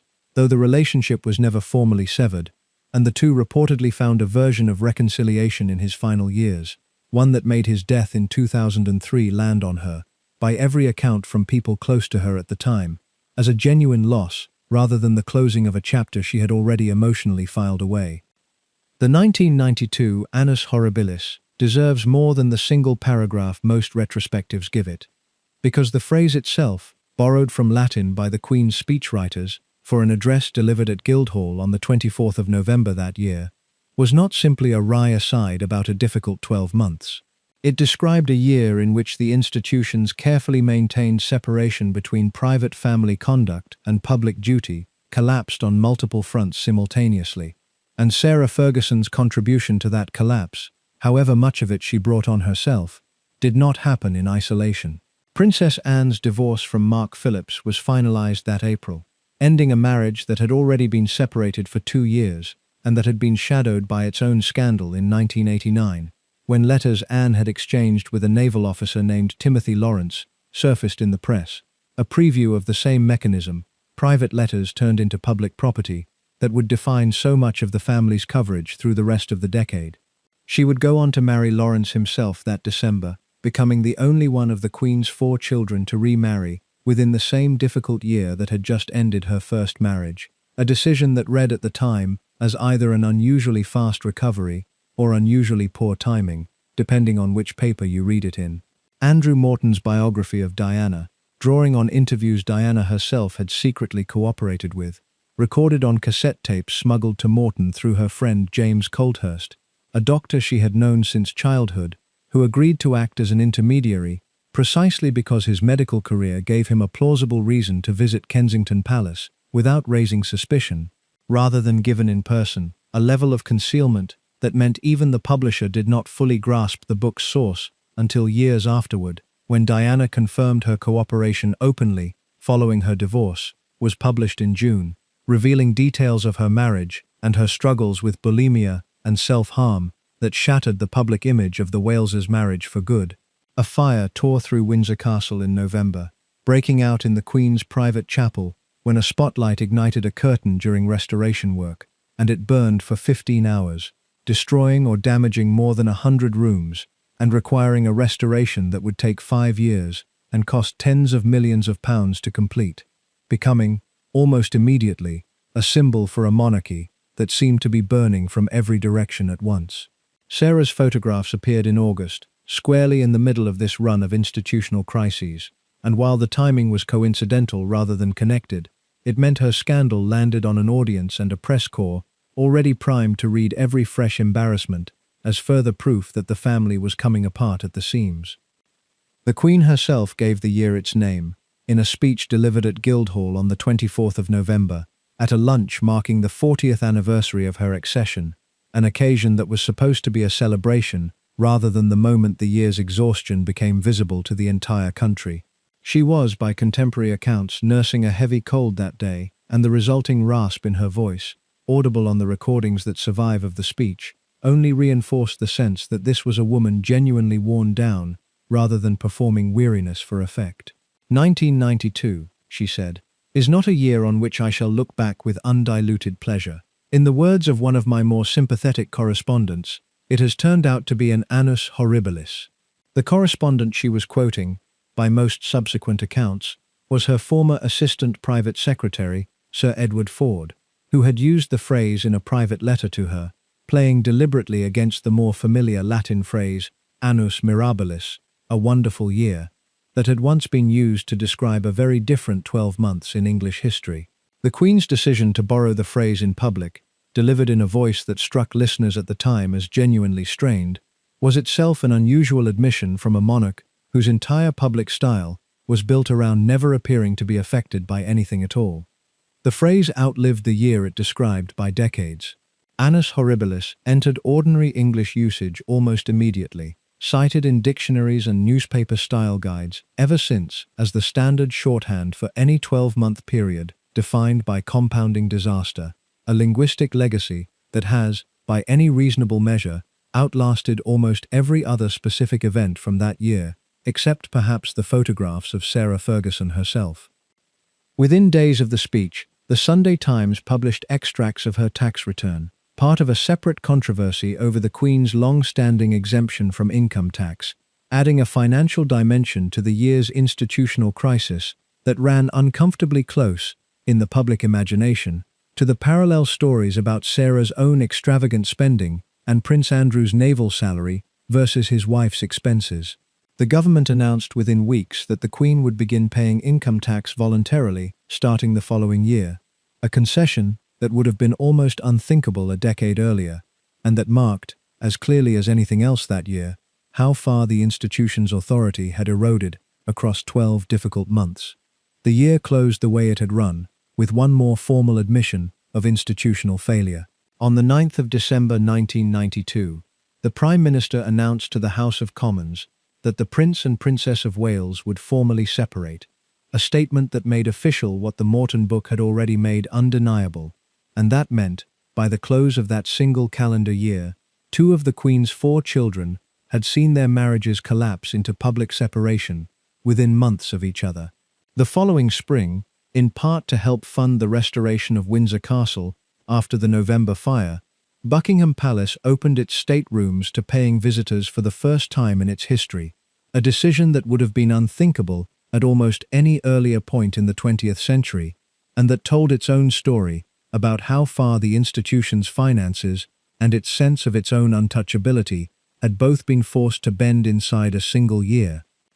Only two other years in the modern monarchy's history compete with 1992 for sheer institutional damage. 1936 brought the abdication crisis, a genuine constitutional emergency that forced a king from the throne within months of his accession, a rupture graver in constitutional terms than anything 1992 produced, but one that unfolded largely behind closed doors, managed and contained by a press that still observed a level of deference toward the family that had entirely evaporated by Sarah Ferguson's era. 1997 brought Diana's death, and the week of public fury that followed it, when the family's initial silence at Balmoral nearly triggered a genuine crisis of public confidence in the monarchy's basic relevance, probably the single closest the institution has come to real peril in the entire second half of the 20th century. 1992 sits between these two dates as something different from either, not a single catastrophic event, but a slow accumulation of smaller ones, scandal after scandal, compounding until the Queen herself had no choice but to name the pattern out loud. John Bryan, the man photographed with her at the villa in Saint-Tropez, had been serving, in the period leading up to the photographs, as a financial advisor to Sarah, a role considerably more entangled than a simple friendship or romance. The arrangement fit a pattern financial regulators and consumer advocates have long recognized as a particular hazard for wealthy clients whose personal lives are unstable. An advisor whose professional access to someone's finances doubles as personal access to their vulnerabilities, blurring a boundary that exists precisely because the two kinds of trust, financial and romantic, are supposed to operate under entirely different safeguards. Sarah was, by the accounts of people who knew her at the time, actively searching for exactly the kind of stability her own upbringing had never provided, and a man who could plausibly promise to fix both her money troubles and her loneliness in the same relationship was, in retrospect, always going to be a dangerous combination, regardless of what Bryan's own intentions actually were. The financial arrangements Bryan was involved in during this period would later draw their own scrutiny, part of a broader pattern in which Sarah's romantic relationships and her financial relationships repeatedly turned out to be the same relationship, a pattern that recurs across her adult life, with enough consistency that biographers have treated it as one of the defining features of her personal history, rather than a coincidence specific to any one man. The divorce settlement finalized in 1996 gave Sarah a lump sum, along with continued use of Sunninghill Park, the house nicknamed South York by the press, on account of its size and its resemblance, in the tabloid imagination, to the kind of sprawling estate American soap operas favored. The same year, Sarah published her own memoir, titled simply My Story, offering her side of the marriage, the toe-sucking scandal, and the years of tabloid punishment in her own words. A book that arrived 2 years after her father's own memoir, and that completed an odd symmetry, father and daughter each choosing to process a defining public humiliation by selling their own account of it to a publisher, each hoping the printed page might let them control a narrative the newspapers had already taken away from them. Neither book fully succeeded at that goal. Both are remembered today mainly as artifacts of the scandals they were written to explain, rather than as the correctives their authors presumably intended them to be. She retained the property for years afterward, even as her finances deteriorated around her, and the house itself became something of a running symbol in press coverage of her situation, an asset too large and too expensive to maintain properly, but too symbolically important, given what it represented about her connection to the family, for her to simply walk away from. It was eventually sold in 2004, purchased by a member of the Kazakh president's family, in a transaction whose full financial details Buckingham Palace and Sarah's own representatives never fully clarified to the press, adding one more entry to a long list of Sarah Ferguson financial dealings whose exact terms were reported without ever being fully confirmed. The custody arrangement for Beatrice and Eugenie, worked out as part of the same settlement, kept both parents actively involved in a way that was, by the standards of 1990s royal divorces, unusually amicable, and it is this arrangement, more than any specific financial clause, that explains the living situation that would puzzle royal watchers for decades afterward.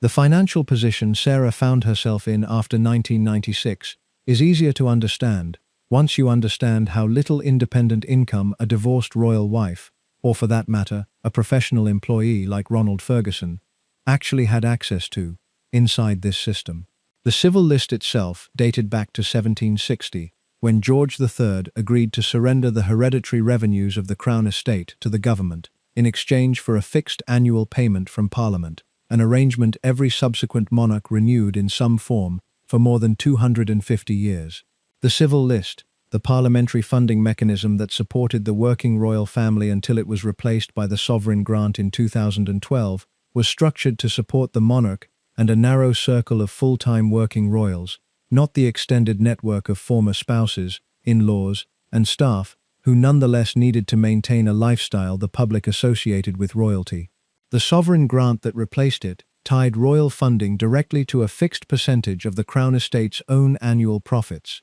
a change meant to make the whole arrangement more transparent and less politically vulnerable to the kind of parliamentary sniping that had dogged the old system for decades. And it came paired with a new requirement that the National Audit Office, the same independent body that scrutinizes ordinary government departmental spending, review the royal household's accounts each year and publish its findings for Parliament and the public to see. A level of external financial scrutiny the family had never previously been subject to in its modern history. None of it did anything to change the underlying exclusion that had already shaped Sarah's entire post-divorce life, since the new transparency applied only to money the working family actually received, not to the far larger category of people, like Sarah, who received nothing from the mechanism at all, and had to explain their finances to nobody but their creditors and the tabloid press. Andrew himself drew a naval salary, and later whatever allowance the family provided him. Sarah had none of that. Once divorced, she had no automatic claim on any of it beyond the lump sum settlement itself, which left her in the strange position of needing to fund a public identity still built entirely around a royal connection, using private income she had to generate herself, through books, endorsements, and whatever other work she could find, in a country where a former duchess taking an ordinary job was treated by the press as its own kind of scandal. Ronald Ferguson had faced a milder version of the same structural problem for decades, paid well by the standards of an ordinary career, but never wealthy in the way his social position implied, always managing appearances on an income that could not fully sustain them. Neither Ferguson was simply careless with money in a vacuum. Both of them were trying to fund an aristocratic public identity from inside a financial position that was never actually built to support it, and recklessness, in both cases, filled the gap between what the role demanded and what the role actually paid. The institution itself recognized this same structural strain in the aftermath of the annus horribilis, and its response belongs here because it shows the family understood the problem even as it kept producing the same category of scandal for another 2 decades. Prince Philip and Prince Charles convened what became known internally as the Way Ahead Group in the early 1990s, a series of private strategy meetings among senior royals aimed at modernizing the family's finances and its public presentation, meetings that eventually produced the Queen's decision to pay tax, a formal slimming of the number of family members drawing public funds, and the opening of the palace to visitors that has already been mentioned. Beatrice and Eugenie themselves became one of the clearest downstream consequences of that slimming. Unlike their cousins in the direct line of succession, neither princess was ever designated a working royal or given an official household role, a deliberate decision that left them free to pursue ordinary careers. Beatrice in publishing and technology, Eugenie in the art world, but that also meant Sarah's daughters grew up watching the same institution that employed their grandfather, and once funded their mother's entire adult identity, decide, in real time, that the next generation of Fergusons would not receive the same arrangement. The decision generated its own long-running controversy over a related but distinct question, whether the 2 princesses should still receive publicly funded police protection despite carrying no official royal duties, a debate that ran through British newspapers and parliamentary questions across much of the 2000s and into the 2010s, with critics arguing that taxpayers should not fund security for family members who did no public-facing work in exchange, and defenders arguing that the girls' royal blood and public profile made them plausible targets regardless of whether they held any formal title. The security question was eventually resolved by shifting most of the cost onto their father, Andrew, and later onto their own husbands' resources once they married, a compromise that satisfied almost nobody completely, and that echoed, in miniature, the exact structural bind that had already defined their mother's entire adult life, too connected to the family to be treated as ordinary private citizens, not central enough to the family's working structure to be funded like one. What the Way Ahead group did not fully solve, and probably could not have solved without a far more radical restructuring than any working royal was prepared to accept, was the specific problem Sarah Ferguson embodied for the rest of her life. What happens to someone who is no longer inside the small circle the reformed system was built to fund, but who the public will never stop associating with the family regardless? The same unresolved question resurfaced in a different form nearly 3 decades later, when Prince Harry and Meghan Markle stepped back from official royal duties in early 2020 and negotiated their own arrangement for financial independence outside the family's formal structure, a modern echo of the exact tension Sarah had lived inside since 1996. Proof that the institution still had no settled answer for what to do with someone who carries a royal name and a global public profile, but no longer draws royal funding. The reforms did produce real successes elsewhere, most visibly in how the institution eventually learned to manage its own set-piece celebrations. The Golden Jubilee in 2002 and the Diamond Jubilee, a decade later, were both stage-managed with a level of image discipline and carefully choreographed public warmth that stood in obvious contrast to the chaos of the early 1990s, proof that the family could, when it wanted to, control its own narrative effectively. It simply never managed to extend that same discipline to the individual family members whose personal conduct kept generating the crises the Jubilees were designed to help the public forget. Sarah retained the title Duchess of York as a courtesy style even after ceasing to be married to a duke, a convention British law allows a former wife to keep unless she remarries, and it meant that for the rest of her life the newspapers would keep referring to her by a title that technically no longer described her marital status, a small but persistent reminder of a marriage that had formally ended while somehow never fully concluding in practice. The title itself carried a heavier weight than most people watching the wedding in 1986, likely appreciated at the time, since 2 of its previous holders had gone on to become Queen Consort. Mary of Teck was Duchess of York before her husband became George V, and the woman known to the public for most of the 20th century, simply as the Queen Mother, had been Duchess of York herself in the 1920s, before her own husband's brother abdicated and made a king out of a man who had never expected the job. Sarah Ferguson inherited a title that had, within living memory, twice been a waiting room for the throne itself, and became instead the first Duchess of York in the modern era to leave the title behind, through scandal and divorce, rather than succession, a distinction the history books will record, whether or not anyone at the time intended it as one. The dukedom itself faces a quieter ending than either of its previous holders' stories, since Andrew has no son to inherit it, and under the ordinary rules of British peerage succession, the title will most likely revert to the crown on his death, rather than pass to Beatrice or Eugenie, ending the line in exactly the same generation that did it the most public damage. Andrew and Sarah continued spending holidays together with their daughters, continued appearing at family events side by side, and eventually settled into the arrangement that has defined the back half of both their lives, sharing Royal Lodge in Windsor Great Park as their primary residence, an arrangement that began years after the divorce and that has, by multiple accounts, persisted with only minor interruption ever since.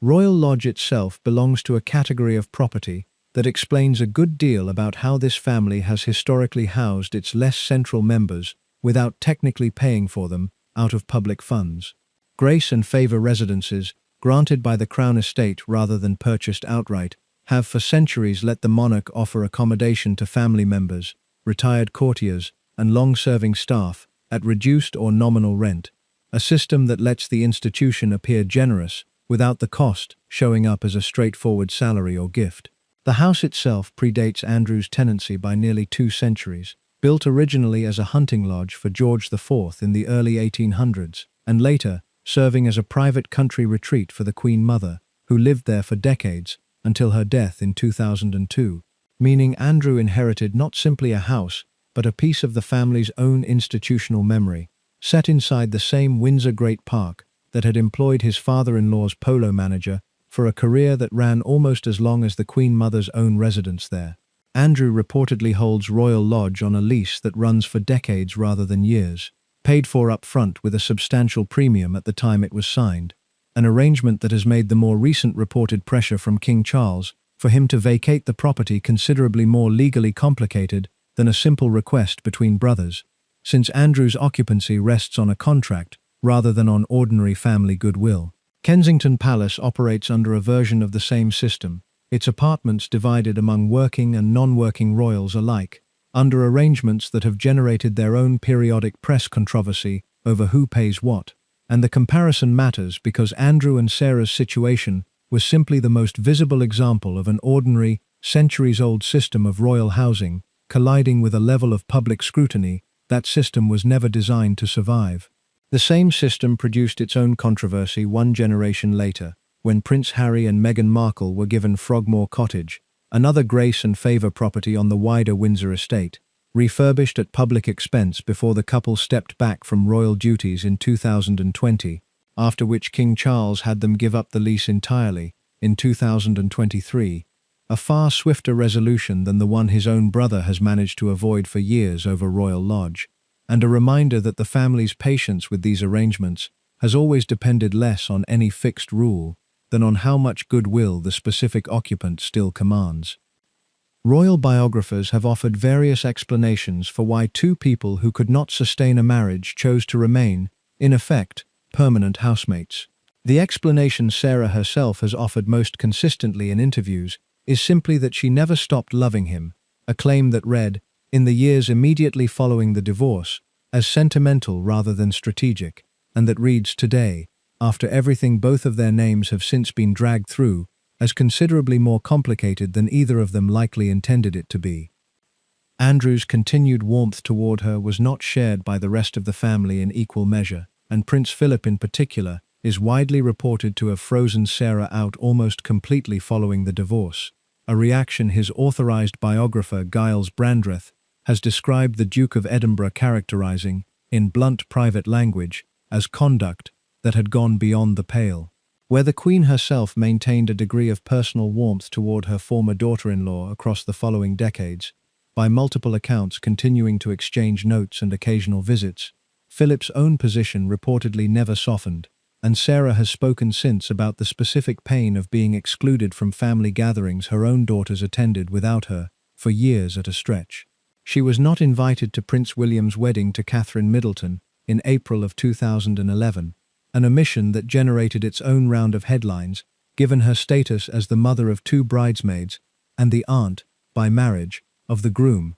and one she later discussed in an interview with Oprah Winfrey, with a candor that surprised even royal watchers accustomed to her openness, describing the exclusion as one of the more painful moments of her post-divorce life. The frieze held, with only occasional exceptions such as her attendance at Princess Eugenie's own wedding in 2018 and at Princess Beatrice's considerably smaller wedding in July of 2020, held at the Royal Chapel of All Saints near Windsor, with a guest list cut to a handful of family members because of coronavirus restrictions, a wedding so reduced in scale that the usual questions about who was and was not invited barely applied. Philip's own death in April of 2021, at the age of 99, arrived under the same kind of severe attendance restrictions, limiting his funeral to 30 mourners, and meaning, in the end, the question of whether Sarah would have been welcome at a normal-scale royal funeral was never actually put to the test. Both weddings gave Sarah something her own marriage never managed to provide her, a chance to watch her daughters build the kind of stable, comparatively low-profile domestic lives neither she nor her own parents had ever achieved. Eugenie married Jack Brooksbank, a wine merchant she had known since her teens, in October of 2018, and Beatrice married the property developer Edoardo Mapelli Mozzi in the reduced ceremony 2 years later. Grandchildren followed within a few years of each wedding, giving Sarah, by the early 2020s, 3 grandchildren and a role that multiple people close to the family have described as the one part of her life that has never generated a single negative headline, a genuinely striking contrast for a woman whose every other public identity has been built, one way or another, around scandal. Through the late 1990s and into the 2000s, the pattern the press had already established by the time of the divorce continued, year after year, almost without variation. Vanity Fair, in a widely cited 2008 profile, reported that her debts at various points during this period ran into the millions of pounds, a figure that recurred, in one form or another, across multiple outlets over multiple years, always described as approximate, never fully reconciled against any single authoritative accounting of her actual financial position. It is worth being honest about the limits of this kind of reporting, rather than repeating the figures as though they carried more precision than they actually do. Celebrity debt numbers of this sort typically originate from unnamed sources close to the situation, figures that can be inflated by parties with their own reasons for exaggerating the drama, deflated by parties managing the subject's public image, or simply guessed at by journalists working from partial information.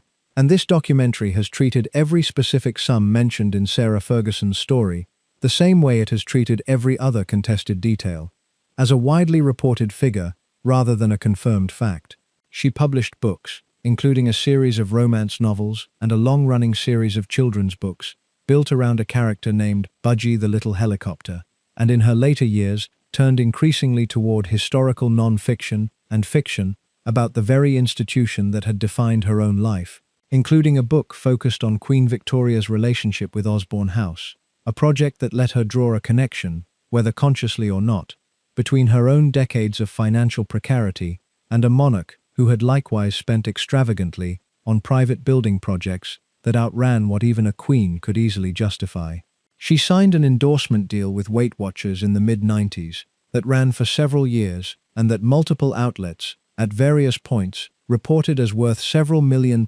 across its full run. Income that made this the single steadiest financial period of her adult life, without ever, by the reporting available, closing the underlying gap between what she earned and what she spent in a given year. She took on television and magazine work throughout the 2000s, including a reality series called Finding Sarah, produced for Oprah Winfrey's American cable network in 2011, built explicitly around her financial struggles and her efforts to rebuild her public image following the Cash for Access scandal the previous year,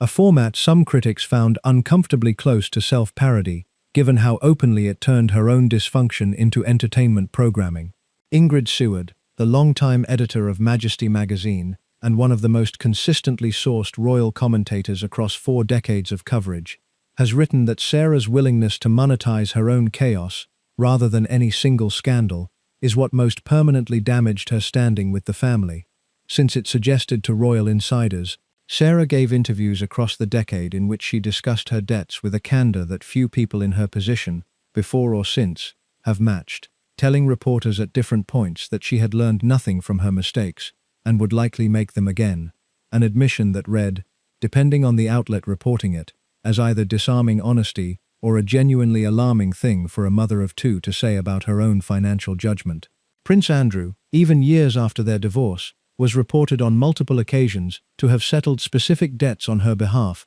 without any public announcement, an arrangement that puzzled royal commentators who could not identify any formal obligation requiring it beyond whatever residual sense of responsibility, or perhaps affection, had kept the two of them as close as they remained.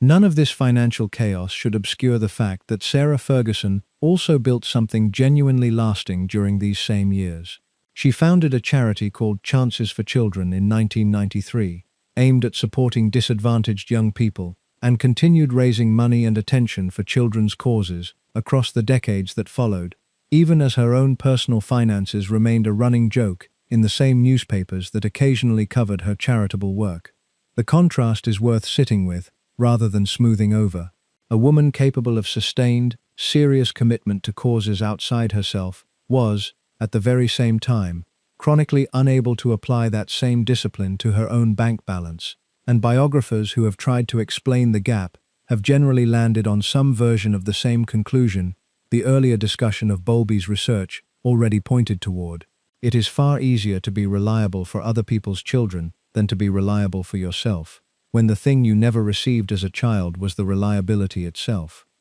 It is against this backdrop of chronic, well-documented financial instability that the friendship with Jeffrey Epstein needs to be understood, because it was not, whatever else it was, an isolated lapse in judgment. It was one more instance of a pattern that had already defined 2 decades of Sarah Ferguson's adult life. The pattern of trusting people whose motives for offering financial help were never as simple as they appeared. Because the help always came with a price, the rest of the world could see clearly, even when she apparently could not. She met Epstein in the mid-1990s through Ghislaine Maxwell, a connection that ran through the same overlapping world of wealth, social ambition, and royal proximity that had shaped so much of her own upbringing and her father's career before her. The friendship deepened over the following years, and in 2011, reporting emerged that Epstein had personally paid a portion of Sarah's outstanding debts, reported at the time in the tens of thousands of pounds, an arrangement that became public and generated a fresh round of criticism, given that Epstein had, by that point, already served time following a 2008 conviction related to soliciting prostitution from a minor in Florida. Sarah's public defense of the arrangement at the time, in interviews given shortly after the story broke, focused on financial desperation and naivety about who Epstein actually was, an explanation that drew considerable skepticism, given how long the friendship had already run and how widely known, within the social circles both moved in, Epstein's history had already become by 2011. The relationship persisted in some form for years afterward, surviving even after Epstein's death in a New York jail cell in 2019, and the full scale of the damage it did to both Sarah's and Prince Andrew's public standing became clear only in the years that followed, as Virginia Giuffre's allegations against Andrew and his catastrophic television interview attempting to address them ended his public royal role entirely and dragged Sarah's own history with Epstein back into the center of the story she had spent a decade trying to distance herself from.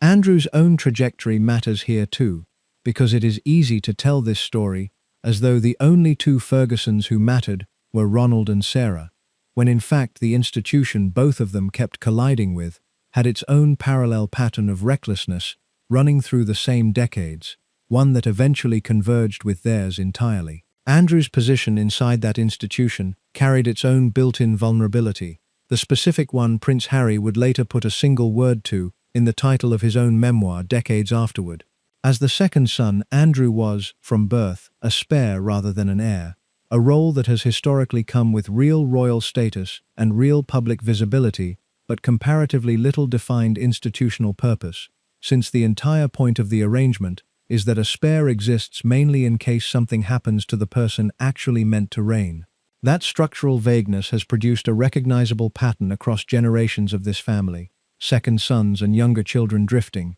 in the absence of a fixed job, toward whatever combination of military service, ceremonial patronage, and personal interest fills the space where a defined role would otherwise sit, an arrangement that works well enough when the person filling it exercises good judgment and becomes a genuine liability when he does not. Andrew's naval service in the Falklands War in 1982 had given him, briefly, the most credible independent public standing of his life, a genuine wartime record rather than an inherited title. He flew Sea King helicopters from HMS Invincible, including missions used deliberately to draw enemy fire away from more valuable ships during Exocet missile attacks. He returned from the South Atlantic to a level of public goodwill that neither he nor any other member of his generation of the family would ever again come close to matching. Even that high point came late. It arrived only a couple of years after his own first brush with tabloid scandal, a relationship with the American actress Koo Stark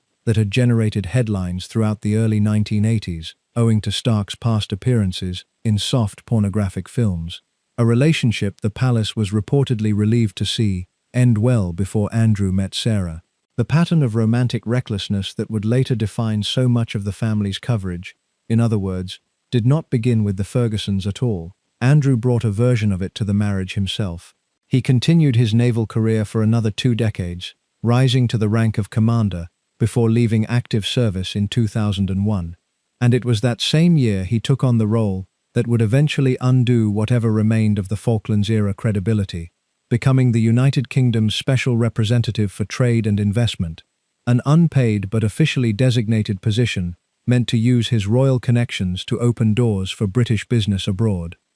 The role put him in direct, regular contact with exactly the kind of wealthy, well-connected, and occasionally ethically compromised international figures that a genuinely careful person in his position would have treated with enormous caution. He did not. Over the following decade, reporting connected him to arms dealers, to Central Asian oligarchs, and to the same Kazakh business network whose purchase of Sunninghill Park from his ex-wife in 2004 had already drawn scrutiny over whether the sale price, reported at well above the property's independent valuation, represented an ordinary real estate transaction or something considerably harder to explain. The buyer was reported to be Timur Kulibayev, son-in-law of Kazakhstan's then president, and the reported premium over the house's independent valuation, several £1 million above what surveyors had assessed it worth, became one of the recurring reference points in later press coverage of Andrew's own business judgment, given how closely he had been involved in Kazakh trade relationships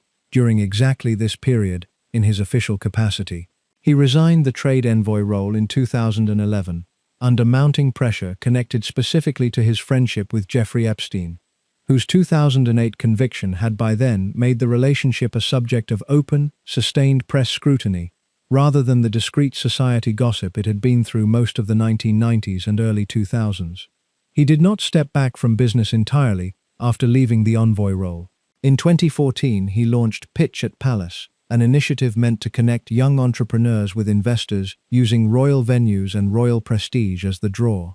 A project that ran for several years and that drew its own share of scrutiny over funding sources and conflicts of interest, before winding down, without much public notice. Around the same period, his Epstein connections finally became impossible for the institution to manage. None of it, however, matched the damage of the interview he gave to the BBC's Newsnight programme in November of 2019, sitting down with the journalist Emily Maitlis in an attempt to address the allegations against him directly following Epstein's death in a New York jail cell earlier that year. A private secretary occupies one of the most consequential and least publicly understood roles inside any senior royal's household, functioning simultaneously as chief of staff, gatekeeper, and the person who carries final responsibility for managing exactly the kind of reputational risk an interview like this one represented, a position with genuine authority over what a principal does and does not agree to, even if the final decision always technically belongs to the royal themselves. The interview was arranged by his own private secretary, Amanda Thirsk, reportedly against the advice of more senior palace communications staff, who worried the format offered no room to control the encounter the way a written statement or a friendly print interview might have. A warning that proved entirely justified within the first 10 minutes of broadcast. One of his media advisors, Jason Stein, resigned within days of the interview airing, reportedly appalled by how badly it had gone and by his own inability to prevent it. A staff departure that told its own story about how few people close to Andrew had actually believed, in advance, that the interview would help him. The interview is now studied, in a manner usually reserved for genuine media disasters, as close to a complete case study in how not to respond to serious allegations while under mainstream broadcast scrutiny. He denied ever meeting Virginia Giuffre, despite a photograph purporting to show the two of them together, offered an alibi built around a specific family outing to a Pizza Express restaurant in Woking that he said made the alleged encounter impossible, and, in the interview's single most widely mocked exchange, explained his inability to sweat during the period in question by citing a medical condition connected to his Falklands service, a claim that generated weeks of derisive commentary rather than the sympathy he had presumably hoped for. Within days of the broadcast, he announced he was stepping back from public royal duties. He never fully returned to them. In early 2022, following a civil lawsuit filed by Giuffre in the United States, he reached a settlement with her, reported in the press, to run into the millions of pounds, without either party disclosing the exact figure. Giuffre's own statement at the time noted that part of the arrangement included a donation to her charity supporting survivors of sexual trafficking, a detail that let Andrew's representatives frame the payment publicly as philanthropic rather than an admission of liability. Few commentators found the distinction persuasive, given the scale of the sum involved and the timing of the announcement. arriving just before he would otherwise have been required to sit for a deposition. Shortly afterward, he relinquished the use of his HRH style, along with his military affiliations and royal patronages, giving up honorary ranks that included Vice Admiral in the Royal Navy, Air Marshal in the Royal Air Force, and Colonel of the Grenadier Guards, titles that had been ceremonial for years, but that carried real symbolic weight given his own genuine wartime service, a formal stripping of status that no other senior working member of the family had experienced in the modern era. One honor survived the purge on paper if not in practice. Andrew remains, technically, a Knight of the Garter, a chivalric order founded in the 14th century and among the oldest and most senior in the world, membership in which the Queen had conferred on him in 2006. And while he has not appeared in the annual Garter Day procession at Windsor since his standing collapsed, no formal mechanism exists for stripping the honor itself the way his military ranks were stripped, leaving him a Knight of the Garter who cannot be seen wearing the robe, a small but telling illustration of how unevenly the institution's punishments actually reach. The one exception came in September of 2022,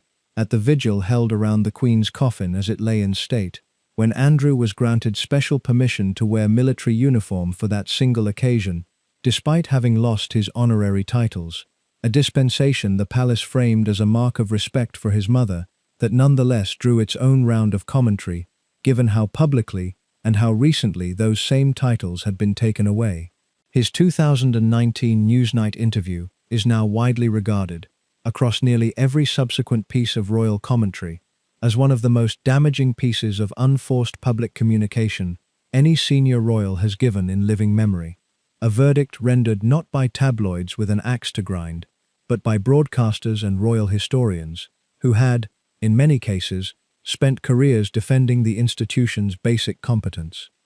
The Epstein friendship itself deserves a fuller timeline than the shorthand version most retrospectives give it, because the relationship did not begin as a scandal. It began, by most accounts, in the mid-1990s as an ordinary society acquaintance, introduced through Ghislaine Maxwell, whose father, Robert Maxwell, had been one of the most powerful and most controversial newspaper proprietors in Britain before his own death, falling from his yacht off the Canary Islands in November of 1991, under circumstances that were never fully resolved, an event that preceded the discovery that he had looted hundreds of millions of pounds from his company's pension funds to prop up his collapsing business empire. Maxwell's father died in disgrace. His daughter simply moved the operation across an ocean. Ghislaine Maxwell rebuilt her own social position in New York in the years following that disgrace, and it was through that rebuilt network, considerably wealthier and considerably more international than the polo circuit that had shaped both Ferguson's own upbringing,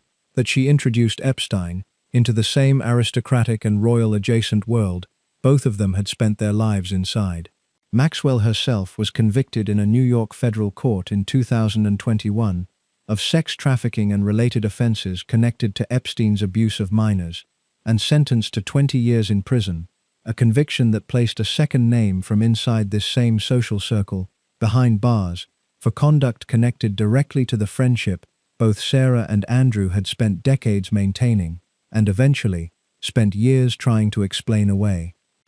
Epstein's wealth, his private jet, and his Manhattan townhouse made him a genuinely useful friend to have for a family whose members frequently needed transatlantic transport and hospitality on short notice, and photographs from this period, including one widely circulated image showing Andrew with his arm around Virginia Giuffre inside that same townhouse, dated by most reporting to the year 2001, would not become a matter of public controversy for close to 2 decades. Epstein's conviction in Florida in 2008 for procuring a minor for prostitution under a plea arrangement that was later, in retrospect, widely criticized as unusually lenient, should have marked the point at which any prudent person severed the connection entirely. It did not. Andrew was photographed walking with Epstein in New York Central Park in December of 2010, mere weeks after Epstein had been released from his sentence. A visit Andrew's own representatives later described as an attempt to end the friendship in person, an explanation that persuaded almost nobody, given how the photograph itself read to the public at the time. Sarah's own financial ties to Epstein continued into the following year, when reporting revealed he had personally paid a portion of her outstanding debts, in the tens of thousands of pounds, prompting the round of interviews in which she described her judgment in the matter as naive rather than complicit, an explanation that historians of the family's finances have generally treated with considerable skepticism, given how long the friendship had already run by that point.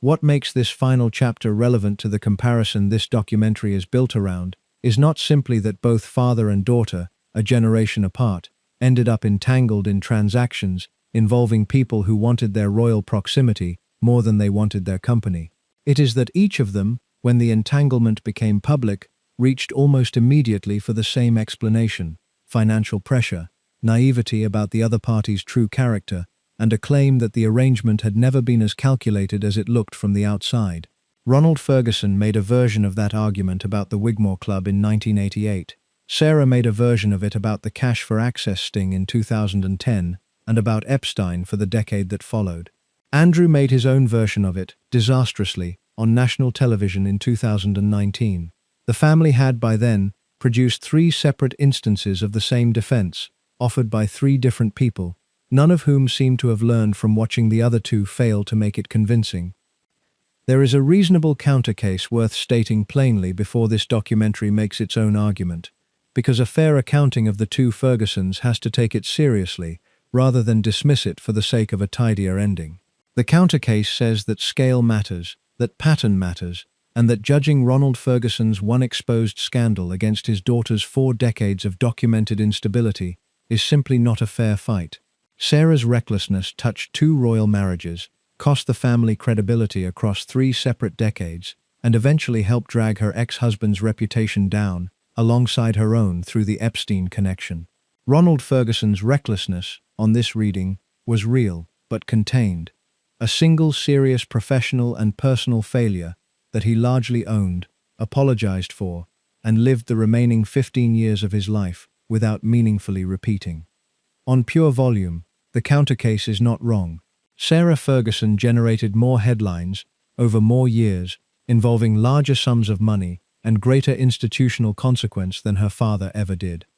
What this means for the comparison at the center of this documentary is that Ronald Ferguson's 1988 scandal, however damaging it was in isolation, did not actually destroy anything as large as what came after it. Sarah survived her father's scandal, married for another 6 years, had 2 daughters, and built a public identity that long outlasted the Wigmore Club headlines. Ronald Ferguson survived it too, in the narrower sense that he kept working, kept a version of his standing in the polo world, and lived another 15 years without the story defining every subsequent mention of his name. The comparison the title promises, then, is not a comparison of who did more objective, measurable damage across a lifetime, because on that measure Sarah's decades of financial instability and the eventual Epstein catastrophe plainly outweigh her father's single tabloid scandal and one uncomfortable memoir. The comparison that actually holds up, and the one this documentary has been building toward, is narrower and, in some ways, more damning. It is a comparison of what each of them did with the specific, singular trust they had each been given, the trust that made their entire position in that world possible in the first place. Sarah Ferguson's trust, when she married into the royal family in 1986, was the trust extended to any new member, provisional, tested, and always somewhat conditional on good behavior, the ordinary trust any family extends to someone marrying in.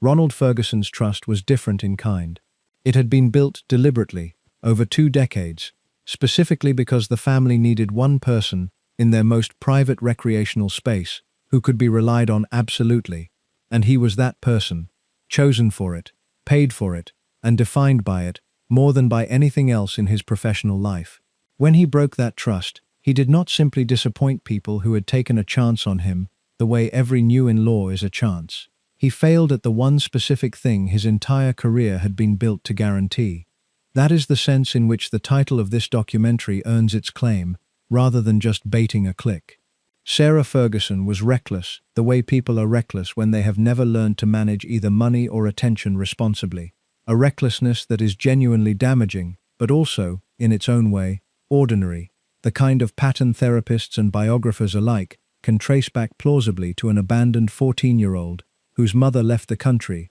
and whose father, however loving he was in his own fashion, was not equipped to give her the stability she needed. Ronald Ferguson was reckless in a way that had nothing ordinary about it at all. He was reckless with the one asset he had spent his entire adult life building, specifically because it was valuable, in a job that existed for no other reason than to prevent exactly the kind of exposure he eventually caused. And he did it not once, but at least twice, first with his own conduct and later with his daughter's privacy, sold for the price of a memoir advance.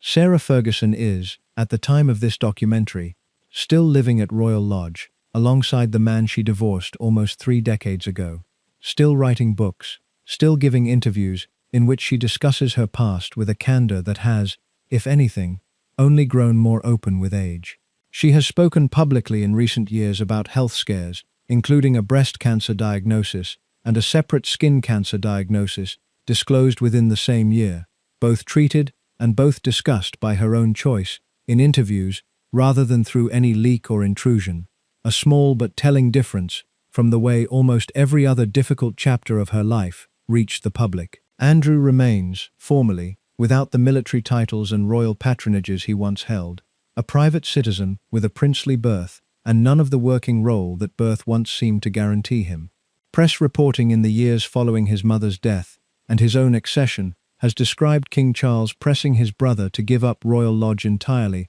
and reducing the private financial support he had previously provided him. Both brothers' representatives have generally declined to confirm the tension in detail. But the dispute itself has been reported consistently enough across multiple outlets to treat as more than rumor, one more chapter in a family story that keeps circling back to the same underlying argument over who still deserves to be housed, funded, and protected by an institution both Fergusons spent their adult lives depending on and, in their different ways, damaging. Ronald Ferguson has been dead for more than 2 decades, remembered by the polo world he helped build for 4 decades of genuine service to the sport, and remembered by almost everyone else for a single tabloid story from 1988 that outlived him, outlived his memoir, and will very likely outlive this documentary too. Dramatized retellings of the wider royal saga, including Netflix's The Crown, have kept versions of this family's story in front of new audiences who never read a single 1990s newspaper,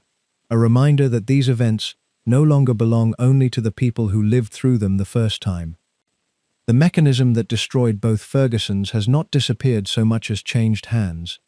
The hidden camera and the intercepted phone call were the tools of a print era with a small number of powerful newspapers acting as gatekeepers, deciding what got exposed and when. That same function now runs through millions of individual phones and social media accounts. No editor required, no 4-day wait for a story to be verified before it airs, which means a modern equivalent of either scandal would likely detonate within hours rather than days, and would never fully fade the way even the worst 1980s and 1990s tabloid stories eventually did once the news cycle moved on. Whatever else changes about how this family is covered in the decades ahead, the underlying vulnerability both Fergusons demonstrated, that private conduct becomes public property the moment someone with a motive decides to make it so, has only become easier to exploit, not harder.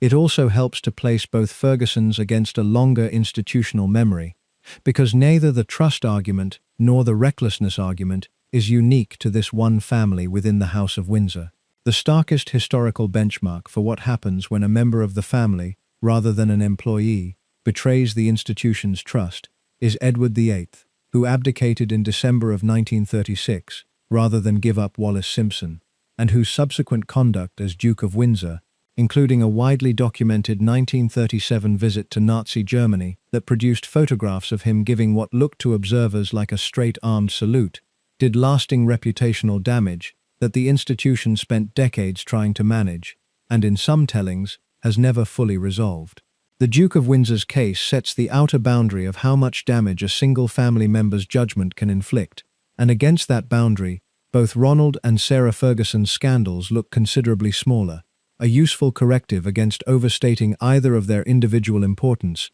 even while the comparison between the two of them still holds up on its own narrower terms.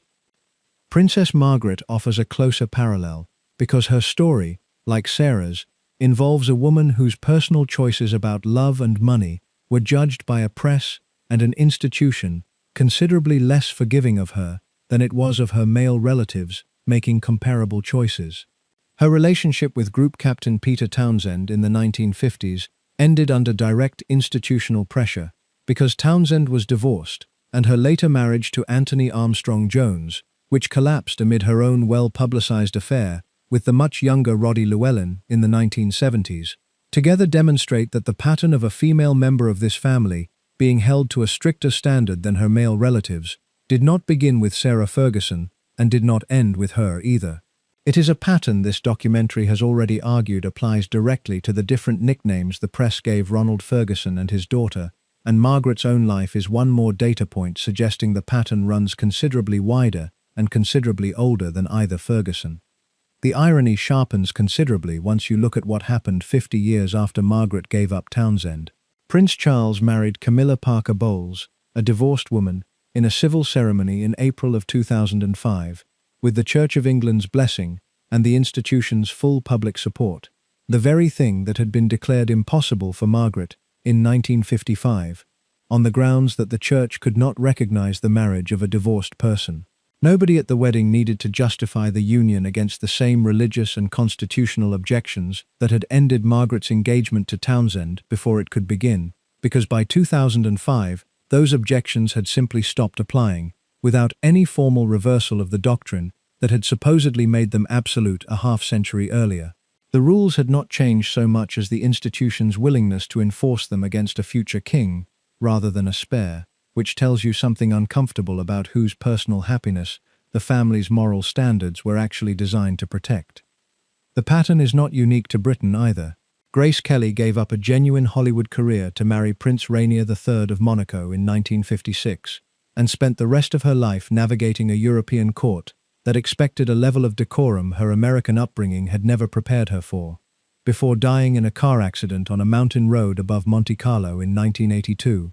A death eerily similar in mechanism to the ones that would later take Diana and, in a smaller and less remembered tragedy, Sarah's own mother. Soraya Esfandiari Bakhtiari, the second wife of the Shah of Iran, was divorced in 1958 after failing to produce an heir, a fate that had nothing to do with any personal scandal and everything to do with the same institutional logic that treats a royal wife's entire value as conditional on what she can provide the family she married into. Neither woman's story maps onto Sarah Ferguson's precisely, but both confirm the same underlying truth this documentary keeps circling back to. European monarchies, whatever their differences in size, wealth, or modern relevance, have historically applied a far less forgiving standard to the outsiders who marry into them than to the family members born into the role.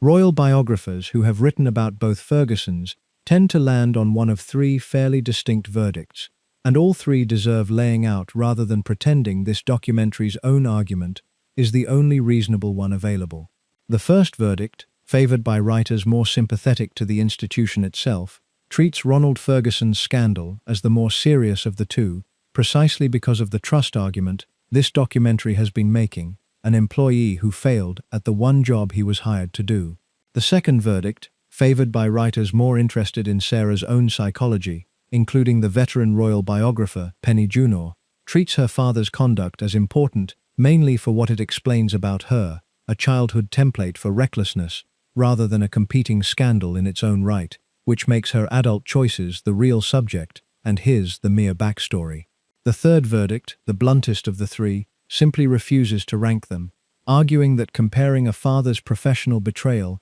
to a daughter's decades of personal and financial chaos is a category error dressed up as an argument, interesting as a thought experiment, but not answerable in the end, given how differently the two forms of recklessness actually operated.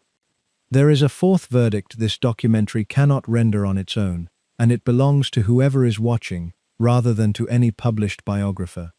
Earlier, at roughly the midpoint of this story, you were asked to drop a comment with which Ferguson you thought came off worse. If the argument laid out since then has changed your answer, or hardened it, that reaction is worth as much as anything written by the professionals cited above, since none of them, in the end, knew either Ferguson personally. This documentary has tried to make the case for the first verdict without pretending the other two are unreasonable. The trust argument holds up in the end, because it isolates the one thing that can actually be measured across both scandals on the same scale. Not the damage done, which varied enormously in scope, but the specific nature of what each person was entrusted with, and how completely each of them violated it. Sarah Ferguson was trusted the way any new member of a family is trusted, provisionally, generally, without a formal job description attached to the expectation of good behavior. Ronald Ferguson was trusted the way an employee is trusted, specifically, for one narrow and well-defined reason, and when he broke that trust, he did not simply disappoint people. He failed at his actual job, in public, in a way that no subsequent decade of good behavior could fully repair. There is a second reason the trust argument matters, and it returns this documentary to where it began, with Bowlby's observation about children and the adults who are supposed to be reliable for them. A child does not choose who her father is, or what he models for her, about trust, discretion, and consequence. Sarah Ferguson inherited a template for reckless behavior before she was old enough to recognize it as one, built by a man who was, by every account, genuinely fond of her and genuinely present for large stretches of her childhood, which makes the inheritance more tragic rather than less, since it means the recklessness passed down through affection and proximity rather than through neglect. Ronald Ferguson, by contrast, chose his own conduct as an adult, with full knowledge of what his job required of him and full understanding of what he stood to lose. One of these two people had a choice in the matter that shaped who they became. The other did not, at least not at the moment it mattered most. Fathers are supposed to be the ones who teach their children what discretion looks like, what trust is worth protecting,